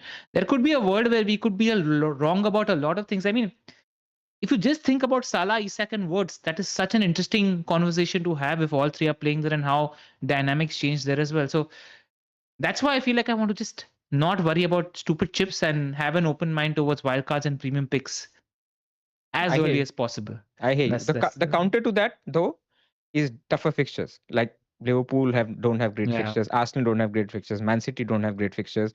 You can also just be patient, and it's not like if you're wrong on Gyökeres for Leeds that you're desperate to get him because he plays Arsenal. Sorry, Liverpool just after that. So you can be a little bit patient and say it's okay. Like maybe I got it wrong, but I'll have 3 free transfers after game week 3 after they've both played each other. I can do my surgery after that. So I'm also more relaxed from that point of view, but I get it. That's why I Good will point. try for bench boost 1. But I'm also making a general point that if you have an Anderson, we're not doing a midfielders pod, but if you have a defender, a midfielder that gets you CBIT points, if you have a 4th and 5th defender that gets you CBIT points, even if their fixtures are not the greatest, that's a good enough bench boost. Yeah. And you'll still be And setting get up stuck with on two fixtures in the 4.5 bench keepers, boost. right? It's not Yeah, like you're exactly. looking to buy the keeper in game week 5. Ultimately, you're still like looking to not make any transfers till game week 5, and you'd be ready to bench boost the same guys you started with in game week 1. As long as you're not trying to commit like, oh, I don't want to spend 4.5 on my keeper yet, I'll make a goalkeeper transfer then. That's when I think it gets a bit worrying. And the annoying thing, if you're talking bench boost specifically, is let's say you had a Kinski from Spurs, and you get all the hints that Kinski is starting game week 1. You play a bench boost, he doesn't start. Okay, but you've played your bench boost now. Okay, it's done. But now in game week 5, when you're playing your bench boost, Kinsey is going to worry you so much. You're going to think, oh, he's a non-playing keeper. I have to sort him out before I play my bench boost. This is what LR is saying. You get shackled.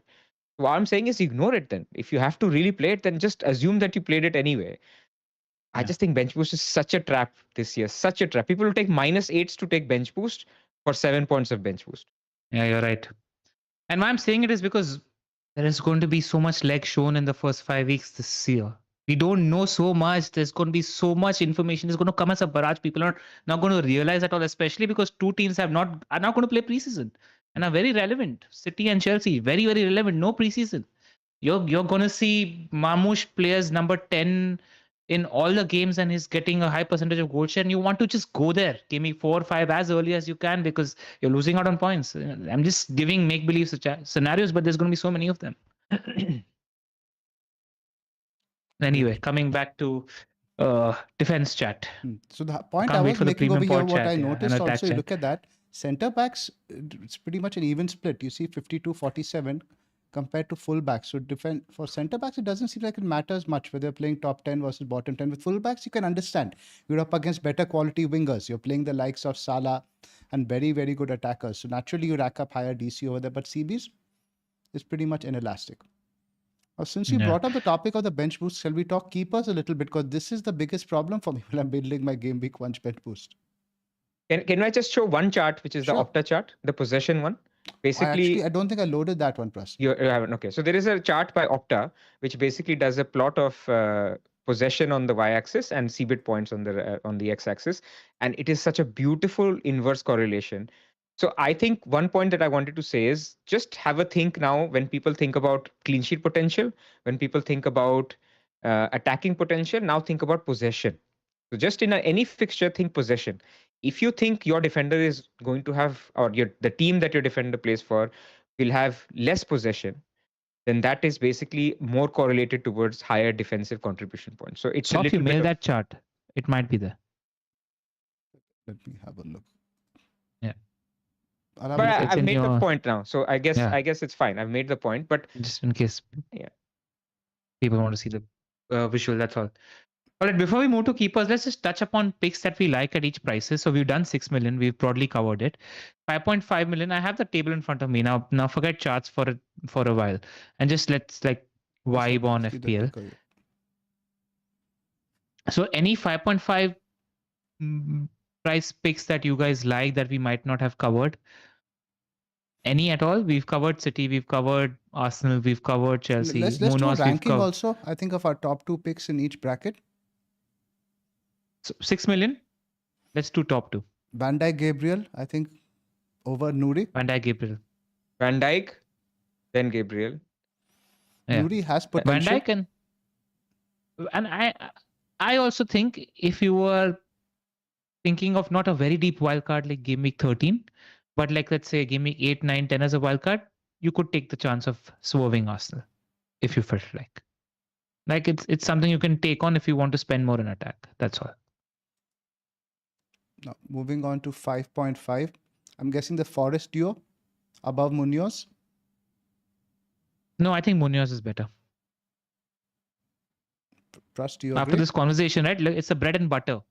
He's just We much are more Munoz predictable. fanboys, Allard, you and I. So When I And think of SA, when I SA think dependent as well, like you said. when I think of building blocks of the first chart that we showed, I think Forest are in a very sweet spot in the beginning of clean sheet potential and DEFCON points, and I just think they're higher. I think just give a look at the fixtures to start with. I think you look at Forest and Palace. There's no comparison. Palace have Chelsea, Forest, Villa, West Ham away, and Liverpool. Compared to Forest, have your Brentford, who are very unsettled right now. Then you have West Ham, Burnley, and Sunderland. Just the Forest guys for me at the start of the season.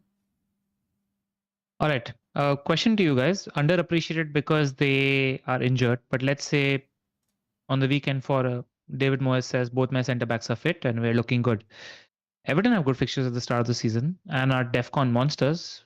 How do you rate them compared to these guys? Nobody's looking at and talking about Everton defenders at the moment, but let's assume they're fit. What happens then? Probably above Munoz for me, but still below the Forest guys.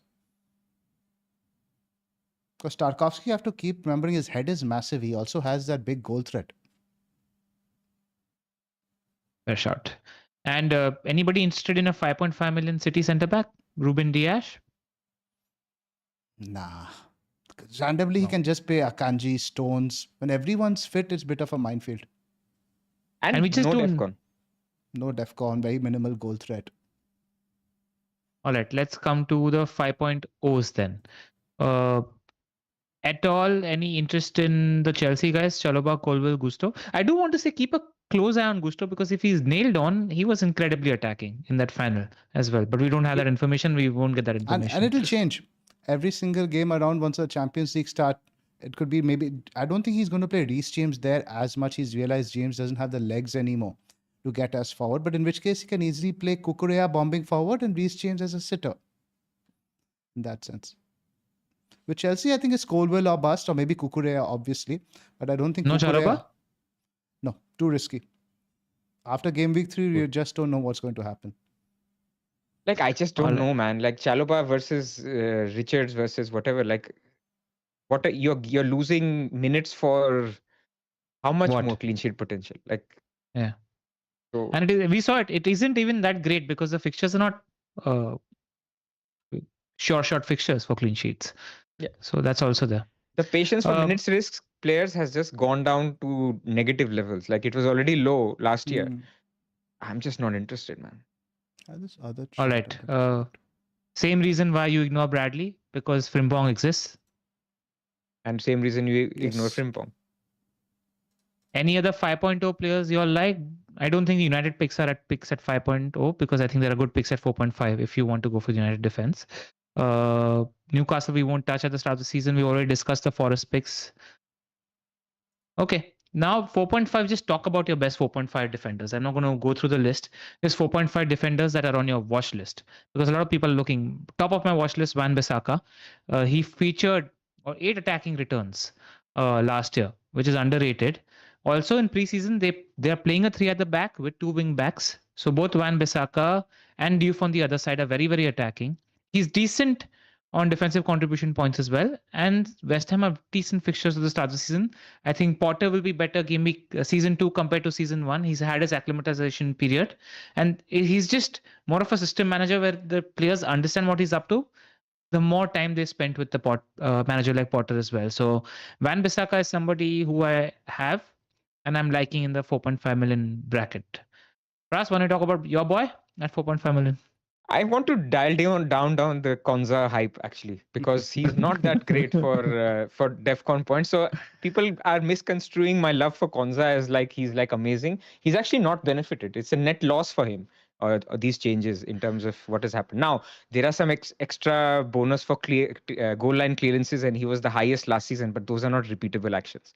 So he's good because he rotates well with Arsenal, and I love Arsenal. And this was true even last year. I don't know if it's a scheduling thing where Arsenal and I know that they're not in the same city or whatever, but they always tend to rotate well. This is why I end up with Konza in the first place, because I always have one or two Arsenal defenders. So it's just one of those things that they rotate well, and Konza has done well for me in the past. That is no correlation for how he will do for me in the future. So I want to basically cool people down on Konza a little bit. If he works in a rotation, he's great. But if you were to isolate it, tell me pick 4.5 defenders, he would not be one of those, because I think Van Bissaka is great. I think Richards is great. Anderson is great. Who else comes to mind? Dorgu. We'll talk about Man United. I think the Man United defenders for 4.5 in good fixtures, they could be great. So there's enough 4.5s out there that you don't need to worry about a guy who's not getting CBIT. Also, Senesi could be great. I think he'll do well. He might take up the Hoyson role, and we remember he has a bit of goal threat about him as well. Van de Ven. Yeah, and we just spoke about Bournemouth being good. A lot of people love Dick Kuiper, the Brighton left back. Now that Estupinian has also left, so there are enough. The next generational talent to emerge from Brighton. Exactly. Yeah. Did you guys own him? I owned him in Euro Fantasy last year as well, and I watched him, and he was amazing. He reminded me of what's Kolarov in terms of just how attacking. A bit scared from and... Baco last year, man. No, but I ask you this. I'm seeing a lot of people with Dick Kuiper. I ask you this. Let's assume he doesn't exist, but Estupinian exists for 4.5. Are you picking Estupinian? Yeah. And also on the Baco thing, like I just want to make the point, correlation doesn't equal causation. Like just because it happened with one Brighton wing back last year, it doesn't have to happen with another Brighton wing back this year. That's just a stupid thing. Do your research, read reports, see if the manager prefers him, and then take your pick. No, just don't have Barco trauma and not pick him for that reason alone. That's all. Yeah. But I think with the 4.5 guys, more so than the other bracket, it all comes down to rotation. I want to find first a rotation that fits in terms of fixtures, and then within that defense, I look to identify maybe an Anderson versus a Robinson, or maybe a Van Bissaka versus a Diouf. I think Diouf is someone who could potentially be very interesting, because I think Potter generally likes to play a back three. Yeah. I'll tell you what those off. Like, think a little lesser about rotation just because of the points that Pras has made and the data that we've seen, where in the tougher fixtures, a 2-point ceiling is there as well in terms of getting defensive contribution points as well. And you're not just rotating with other centre backs, you're rotating with a fifth midfielder as well as a third striker potentially based on your draft as well. But just look at the fixtures. Let's look at the first 6, for example. Any 4.5, you can tell me who, I want to play every week now in the first 6. The closest would be Konsa, I think. And that's again assuming you get second half of the season, Bella. Van Bissaka is playable. Sunderland, okay. Then you have Chelsea, Forest, Tottenham, Palace, and Everton. Playable. Like, I don't really rate Potter's team right now. You look at I was watching the prediction video with Raptor earlier. They have West Ham. Raptor, in fact, spoiler alert, has West Ham to be relegated. Interesting. Fulham are decent, but not playable every week. Yeah, you have to cover the very tough fixtures against the top 14. So I understand that point of view. Fair. All right, other 4.5 picks. I want to actually Brighton have done decently in the window. They've got Coppola and they've got these new centre backs as well. And we just don't have enough information in terms of how they're going to set up. They've not had a substantial preseason run out at the moment. I think interest could spike in Brighton the closer we get to game week 1, especially if somebody like a Dick Kuiper like bangs in a goal, so just keep an eye out for them. But we have to also give the other side. This is my thing with Gyökeres, with Isak. Yeah, if he bangs in, but what if Kadioglu starts or Lamptey starts? Then you're like making defensive transfers. So I just don't like he has great potential, but I'm happy to be wrong on him and pick him up on Wildcard later. So just as meta strategy, we think that it's anyway transfers are better spent in attack. As a meta strategy, be safer with your defense. If you want to take a gamble or two, take it in attack. That I agree with. Yeah, fair. Because that's what the bandwagons generally will emerge. You might have a Nuri bandwagon. You see Nuri hit a goal in 1 and 2. You might want to shift a Gabriel onto him eventually, but at least you have that mobility with that price point also, right? Van de Ven is on my list as well, and United picks as well. Dorgu could be really, really good, but he might not do well on the CBIT. What might be interesting for the CBIT is the CCB role. and it's between De Ligt and Maguire. At the moment, it looks like De Ligt could be the starting centre back just because he got 65 minutes in the preseason friendly, but Maguire joined late because he had some personal problems. So we don't know who's going to be that CCB. I think whoever's going to be that CCB is going to get the higher portion of CBIT points. Euro is nailed on at 4.5, but he didn't do well on CBIT potential. So, one to monitor and not go game week 1 anyway, because the fixtures we play Arsenal, City, and Chelsea in the first 6 weeks. United defense is a no go at the start of the season. Udogie was getting quite forward in their friendlies, and again, if they play a back three, I think he will be given a lot of license, but he's currently been left out of the preseason tour. So there's a huge red flag over there. Because Solanke, even though he didn't play the last friendly, he's been included. Udogie has been left behind at home. Yeah. Shall we discuss? And then there's your boy Agbadu. Yes. Also, Wolves have who some will do decent well on rotations. CB. I want to talk about that in terms of their rotation with Bournemouth. It's quite nice. Shall we jump into that? Just before that, quickly touch upon a shortlist I made for 4.2 million defenders, people who you should monitor before the start of the season. Rodon from Leeds United, Andy Martin told us, is looking likely the starting centre back for them. Steve from Burnley, looking like the best option. He did really well on CBIT. If you are wondering who Steve is, just put an E in front of his name. Ronaldo from Sunderland, because Sunderland have good fixtures at the start of the season. He's a wing back from Sunderland. Keep an eye on Hoover from Wolves. He was playing wing back, and there was an interview today where his manager said he could play wing back or third centre back. So could be nailed. 4.0 option from Wolves. Keep an eye on for that.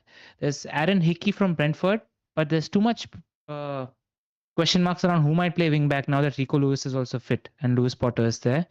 Sola from Bournemouth could be a wing back. So keep an eye on that. Chadi Riyad, if Gehi leaves, could be playing as a third centre back for Palace. So keep an eye there. And Vuskovic from Spurs.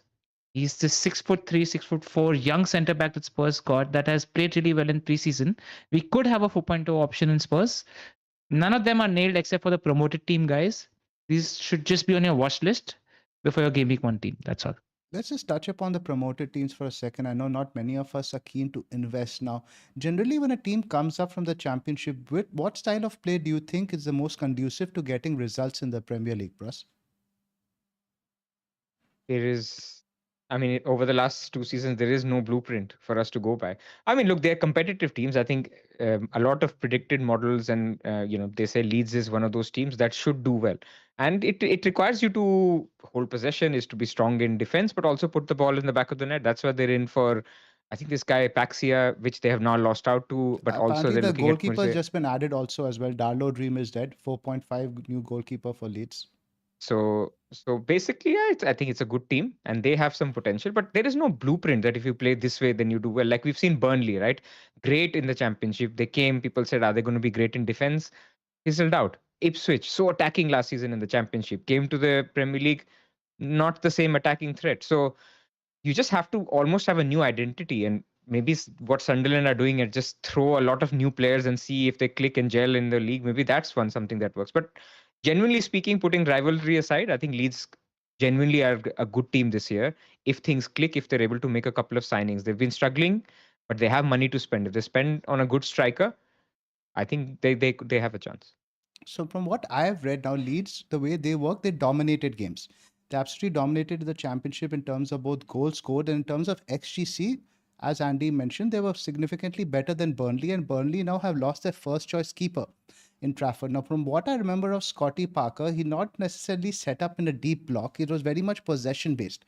He would keep possession, grind teams down, and eventually look to build up on maybe a 1-0, 2-0, and they had 16 goals conceded, as we mentioned, the promoted part. That is a phenomenal number, and I think they're going to be nowhere near that number in the Premier League. Obviously, you don't need a rocket scientist to tell you that. But because of the possession style they play, I think they're going to struggle a little bit defensively. And similarly for Leeds, because Leeds at least will still go for it. At Ellen Road, you're not going to expect Leeds to sit back and let other teams just have the ball. They're looking to dominate games. In which case, if you ask me defenses I want to back from the bottom three, it would probably be Sunderland, especially of the schedule you have early on if you're looking for a 4.0 in terms of rotation. Then Leeds, then Burnley. I think Burnley, despite the excellent defensive record, I don't necessarily want to look at them except in a rotation where you look to play them, and I'll mention one later on. They have 2 decent games in the first 8. Apart from that, I don't really want to be using my Burnley guys anywhere. Yeah, fair enough. I agree with you. LR, anything on the promoted defenses? Nope. Only Nothing way I really. can see myself going for a Burnley defender is basically if I nail a game week 2 bench boost, which I have been thinking about a little bit. Like, can I go through a setup where I have a 4.0 defender, and the best 4.0 defender seems to be our Steve, and he is game week 2. But apart from that, I think I He agree has an with interesting everything. rotation with Konsa Plus that I want to show you. But before we jump into rotations, and we have to touch a little bit on keepers as well, let's talk about our Discord Plus. Yep. So I have, I think we talked about in the last pod that we're trying to basically build our Discord community. If you would like to join us and support us, it would be an absolute pleasure. And you can do so by looking at the QR code. So just scan it, or you can use the link in the comments. And what we have basically through our Discord is a bunch of things, right? I mean, we had competitions last season. We had the Champions League. We had a head-to-head. We had the Discord League. The winners of those got Premier League jerseys, but it's more than that. It's a community. We have a lot of fun. We have a teams channel where we are getting X minutes information on the various teams. Obviously, the Goalkeepers guys are hyping up way too much, so we need to, they need to watch this pod that we're a little, or I am a little lukewarm. But otherwise, yeah, it's a good community. And if you'd like to join us or support us or both, then you can join us on Patreon at patreon.com/the FPL Wire, or you can become a YouTube member. They're exactly the same. Like, I've got a few DMs recently on what is the difference between the two. It's exactly the same. You can choose to join either. But we prefer you join on Patreon because distribution of content is generally much easier. Like all these images you see on this pod, process team selection, LR's team selection, we upload them all on Patreon. I just have no way to do them on YouTube. And we might start doing some content on Patreon for free members as well. So it's just a good place to register, see what we're offering. Zoff, in fact, in terms of content that we're doing for patrons as well, Zoff does a stat run through video every Monday morning after the weekend games as well, which is worthwhile watching, which just gives you a snippet perfect to consume with your morning tea. He used to do this for, I think, at the start of last season as well. We're planning to do a Q&A just for our Discorders once a week at least for about 45 minutes as well. So all of that is also there in terms of perks. So, join on in. Let's talk goalkeepers, guys. And this is something. Before we talk goalkeepers as well, we're having about 750 people watch the stream, and we're at 215 odd likes as well. I think based on how the last video went, we can set a very ambitious 1500 like goal for this video as well. So, before the video ends, right now only, it would be nice to get to at least 400, and then the other 1100 people can support us so that we reach the 1500 mark as well. We're also looking to hit 40k subs before the start of Game Week 1 as well. So make sure you're helping us there too. We're 38 right now, right? 2038 today. It's doable. Come on, guys, help us out. It's doable. Yeah. Much appreciated. Now, talking about goalkeepers. So last year, the system with the BPS, the way it works, goalkeepers got +2 BPS for a save made, irrespective of whether it was outside the box or in the box. The change this year is saves in the box have been increased to 3 BPS. So that's a net difference of just +1. Now, does it make a difference? Now, when you have somebody like a Cells who's making, let's say, 5 or 6 saves in the box, it does make a difference from him potentially getting 0 or 3, especially when he's competing with such other bonus monsters in his team. Now, this table sorted by shots in the box has Flecken right on top, Cells in second, then you have Leno, Pickford, and Verbruggen. So looking by this metric, now Flecken becomes, or in this case, Kelleher. We don't know how Brentford are going to set up the season. I think he's a pick we should really not consider. I see he's quite popular, and we'll talk to you guys about that. But first, tell me, why should Cells, I think you were mentioning earlier, you're not keen on Cells as a pick, right, for a goalkeeper. Why not? I just don't want to spend 5.5 or 9.5 million in my defense, because I want to have 2 playing keepers, and there's no 5 million, that is with a 4 bench million boost keeper in mind, primarily, right? Exactly. In a rotation. So it's got nothing to do with Cells not being great or whatever. I just think I need money on the pitch, man, in my outfielders. Like, there's a lot of things that will change.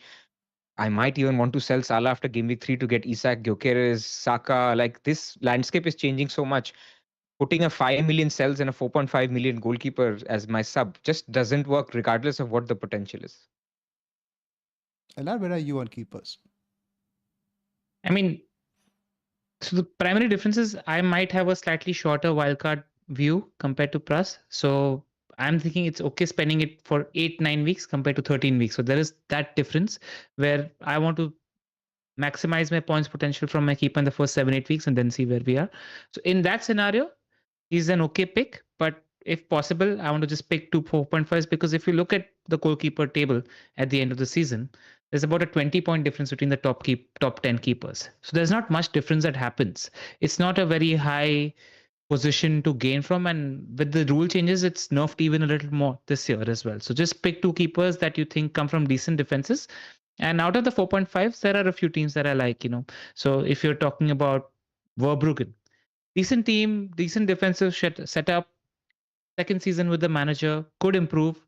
Not a terrible set of fixtures at the start of the season. Could go there. And the second pick I like at 4.5 is the Bournemouth keeper. Again, we mentioned there's not much has changed when it comes to Bournemouth as well. So Petrovic is gone there. I think he's a decent keeper, decent shot stopper, 4.5 million. Just pick a team that you like for the first half of the season. So screw rotation, screw your bench boost. Doesn't matter too much, because your bench boost is not about 2 keepers. Your bench boost is about 1 keeper. 1 keeper you're picking as a Gameweek 1 keeper anyway. So that keeper has a difference of 3 points or 4 points tops in that week on that bench boost. So it doesn't matter. You will gain more thinking about keepers that you're picking for the first 10, 12, 13 weeks as well. So these are the 2 that I like in that 4.5 million bracket. Just wanted to add a note on Brentford. They've been doing this for a while. They've lost Ivan Toney. They've lost Ollie Watkins before that as well. The turnover hasn't quite been as stark as has been this year, but Norgard was on the slight periphery anyway, and I'm sure they must have planned and replaced for that. They actually planned for the Toney replacement last year that we didn't see, and he already scored in preseason, Thiago. So yes, everybody's down low on that, but this is the team out of all the teams in the league that is almost like Brighton, that replaces better than everybody else. So just keep an eye on that, and not much differences happen in the defense. The defense is still as stable. And from what I've read about the manager, right, Thomas Frank was selected as an assistant manager, promoted to the manager. The same thing has happened with Brentford now as well. And he was actually the set piece coach in that Brentford team. So a lot of the first 60-second goals that you saw for 3 games in a row, that happened because of Brentford's current manager now as well. So and what we're hearing and the noises that we're hearing from Brentford is it's more of the same compared to changing systems fully. So there might not be a lot of newness there in terms of how they play, how agile they are as well. So because Brentford has decent fixtures at the start of the season, you could go for Keller if you wanted to. He's a good shot stopper. I guess that goes for him, but I think there's just so much turnover in terms the manager. I think changing is still, to me, more significant than the players changing, and he's been there for so long. I think Brentford are a hard avoid for me, irrespective of how the fixtures are. So, then 4.5, which names do you all like? I like Petrovic and I like Verbruggen. And maybe Sa and Areola, the other 2 in conversation. Sa, I think we do need to talk about, because Wolves under the new manager were very good defensively in the second half of the season. We shouldn't forget about that, especially at home. And if I'm picking 2 keepers, right, I think leave the bench boost aside. I want certain fixtures where I can play them. Even if I'm picking a Cells and a 4.5, there are going to be certain fixtures where I want to bench Cells away to Arsenal, away to Man City. So I have to identify which keepers have good fixtures that week. And we've done some work towards that. But the trickiest part is finding now 2 4.5 goalkeepers who rotate well and have a decent bench boost one. I've struggled with that. Have you guys found anything yet? I've not spent the time yet. Like, to look at rotations, basically my answer will be whichever 12-week horizon, which 2 keepers basically rotate the best, and find a week where they have the same. And because it shifts so much, if there's a 4-point keeper, if Kinski is staying, it changes your perception anyway. Absolutely. So I'm trying to also see changer.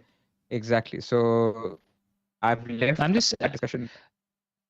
I'm just looking at Verbruggen, Kinski. If Kinski is the gift, it's very good after. It's perfect for a bench boost one, because Verbruggen has Fulham at home and Kinski has Burnley at home.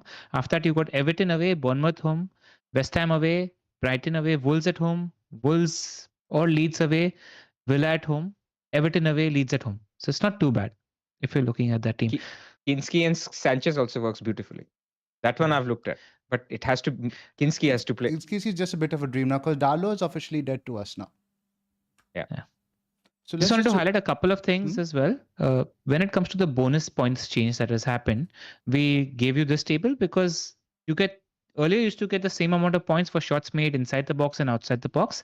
Now there is basically a greater value to big chances saved or saves made inside the box. So we're just looking at the keepers here. Cell stands out as a keeper that has a very high percentage of saves inside the box compared to outside the box. So if he keeps a clean sheet in a 1-0, there's a good chance he gets bonus because of this. And Verbruggen stands out as well. He made 78 stops inside the box and only 15 stops outside the box. So just think about how Brighton play. They afford more big chances, etc. as well, right? So it's about making those big saves, etc. as well. So this maybe just slightly influences their bonus potential, if the at all. fixtures again are a bit tough in terms of clean sheets though, because that's what you need to balance out. That's why you need to find an effective rotation with Verbruggen, which is very difficult. Yeah. So let's just do a quick ranking again now in terms of the 5 Wait. point. Go ahead. So premium keepers are a no-go, guys? That's what I wanted to ask really. Plus no love for Rhea this season?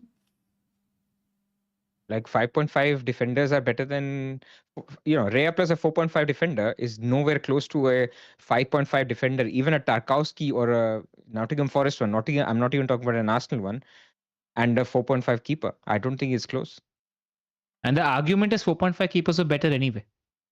Like they come close. Even a Tarkowski that is better than a Pickford. Yeah.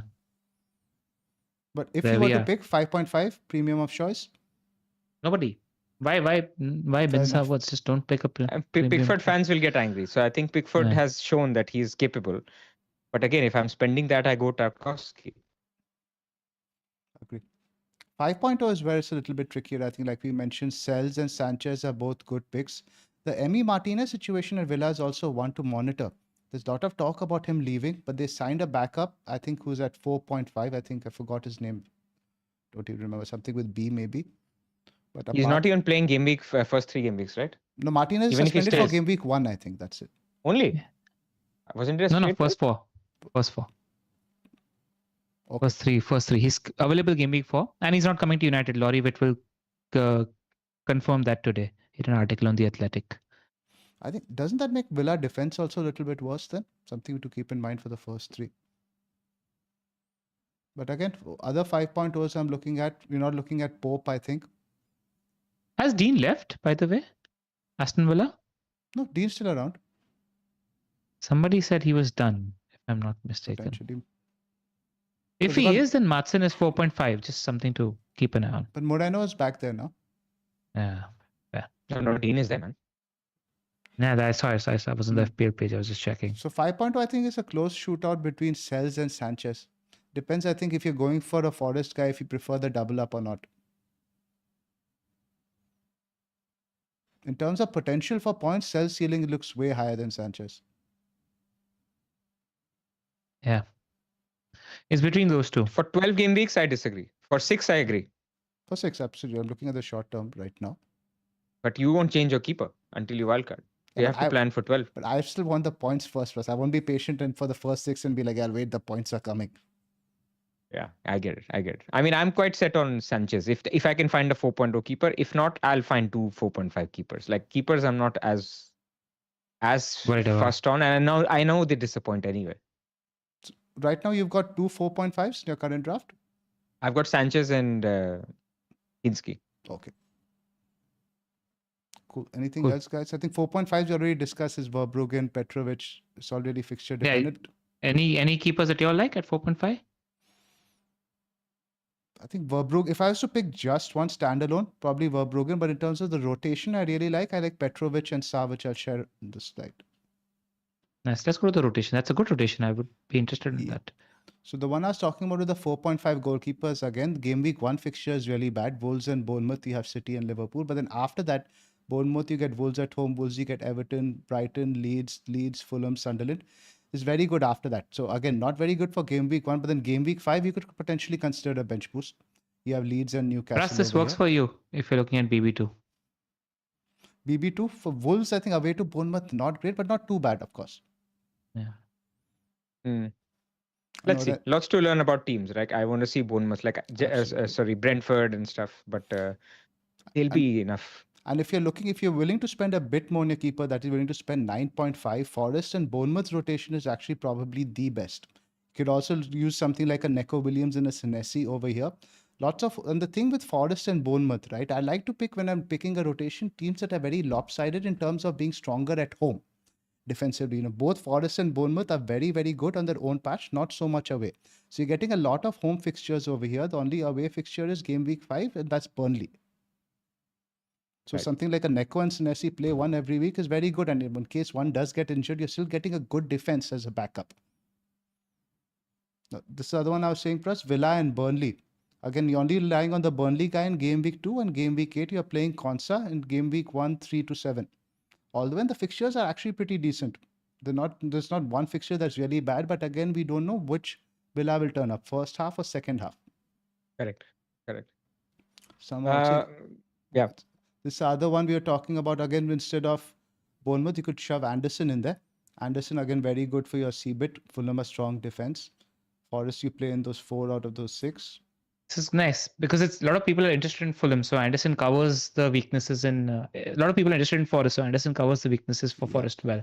And this is also, now let's say you want to put a Sunderland guy in there for the opening fixtures at 4.0 with the West Ham and Villa. This is a decent rotation as well. Maybe you could do something like 2 perma plays. Get your Gabriel and Milenkovic, something like that in there. The rest of these guys, 4.5s, 2 of them, 4.1. And obviously, more of these will be available to us once the calculators come out. This is just what we worked out in the scout articles, what they've given us so far. You guys, anything else we should talk about? I think we've done close to 2 hours. Nobody will talk about defenders and C-bits for 2 hours. So this is the home of geekiness on defense. But I think now we've covered it. Now we go to the spicier topics from I think this one was big one, especially with the changes this year. I don't think it should have been anywhere near as long otherwise. We had to geek out on it. Yeah.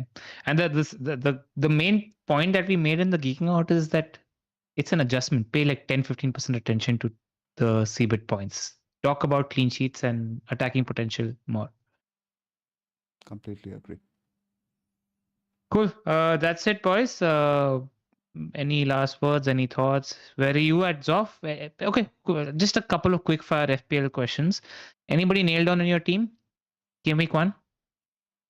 As of now, just Salah, I think. Russ?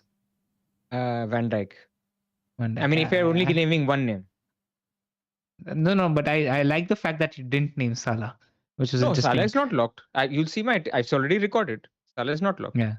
I know. I was giving that away. That's why I was saying it's interesting that Salah is not locked in your Game Week 1 team. It's interesting. And I think there's a case for it. He's got the Isak jersey on, right? Liverpool jersey. That goes then absolutely. You've not listened to it, right? Because it's obviously on the channel, not public yet. I start with an apology for the thumbnail as my intro. Trust me, this is not a clickbait. It's because by the time this is out on Thursday, maybe Isak news is out and it becomes the talking point. So anyway, now we're digressing into the video on Thursday. All right. Who's yours, LR? Palmer. No, Van Dijk, I think. Van Dijk as well. I think Van Dijk is as no-brainer as it gets this year. That would be the second name, I'd say. Yeah. All right. Question. What are you looking to learn the most in the next 15 days of preseason? Zoff? Minutes, man. Minutes, formations. How do you guys... Which particular player, which particular thing? Gyökeres is on my radar. There's something about him. So they showed an interview with him and Odegaard. They asked Odegaard asked Gyökeres, let me know if there's anything I can help you with. His reply was, yes, give me more assists. Yeah. He's a bagsman. He's got that Haaland mentality. Russ, what are you looking to learn? I want to learn who's penalty taker at Arsenal. I think it's important. I have got a list by every club in my video of what I want to learn. So I won't give that away. Again, it's in the draft video on Thursday. For every club, basically, what are the 2-3 things I want to learn? All right. Rogue shout that is going to be everybody's FOMO pick game week 4. Come on, Zoff. Rogue shout. Everybody's pick game week 4. Like FOMO pick. Everybody's wanting to go there. Isak at Liverpool. Oh, no. Sorry, I'll take that back. Wirtz. I have a very good feeling about Wirtz. I think he's an absolute baller. He's already very popular. Bruno Fernandes. Good shout. My pick would have been Cunha, but just to be fun, I'm going to say Tijani Reindeers. Want to monitor at 5.5 for sure. Yeah. Only the problem with City is you're going to learn so little at the start. That's why I'm saying Gameweek 4. Yeah. I'm like something that we learn in the first 3 weeks. Makes more If we, sense. yeah. All right, we'll leave it at that. You guys look tired, and I'm sure people have had enough of us as well. Make sure you have notifications on because we could have a video for you tomorrow as well. You never know. We're just in the mood to make content these days. Hit like and subscribe. Get us to that goal. 1,500 goal for this video. So make sure you get us there. Thank you guys, and we'll see you tomorrow, day after. Who knows? Thanks for joining Take us. care. Plus, have a great trip. We will see you back next week with us. See you guys.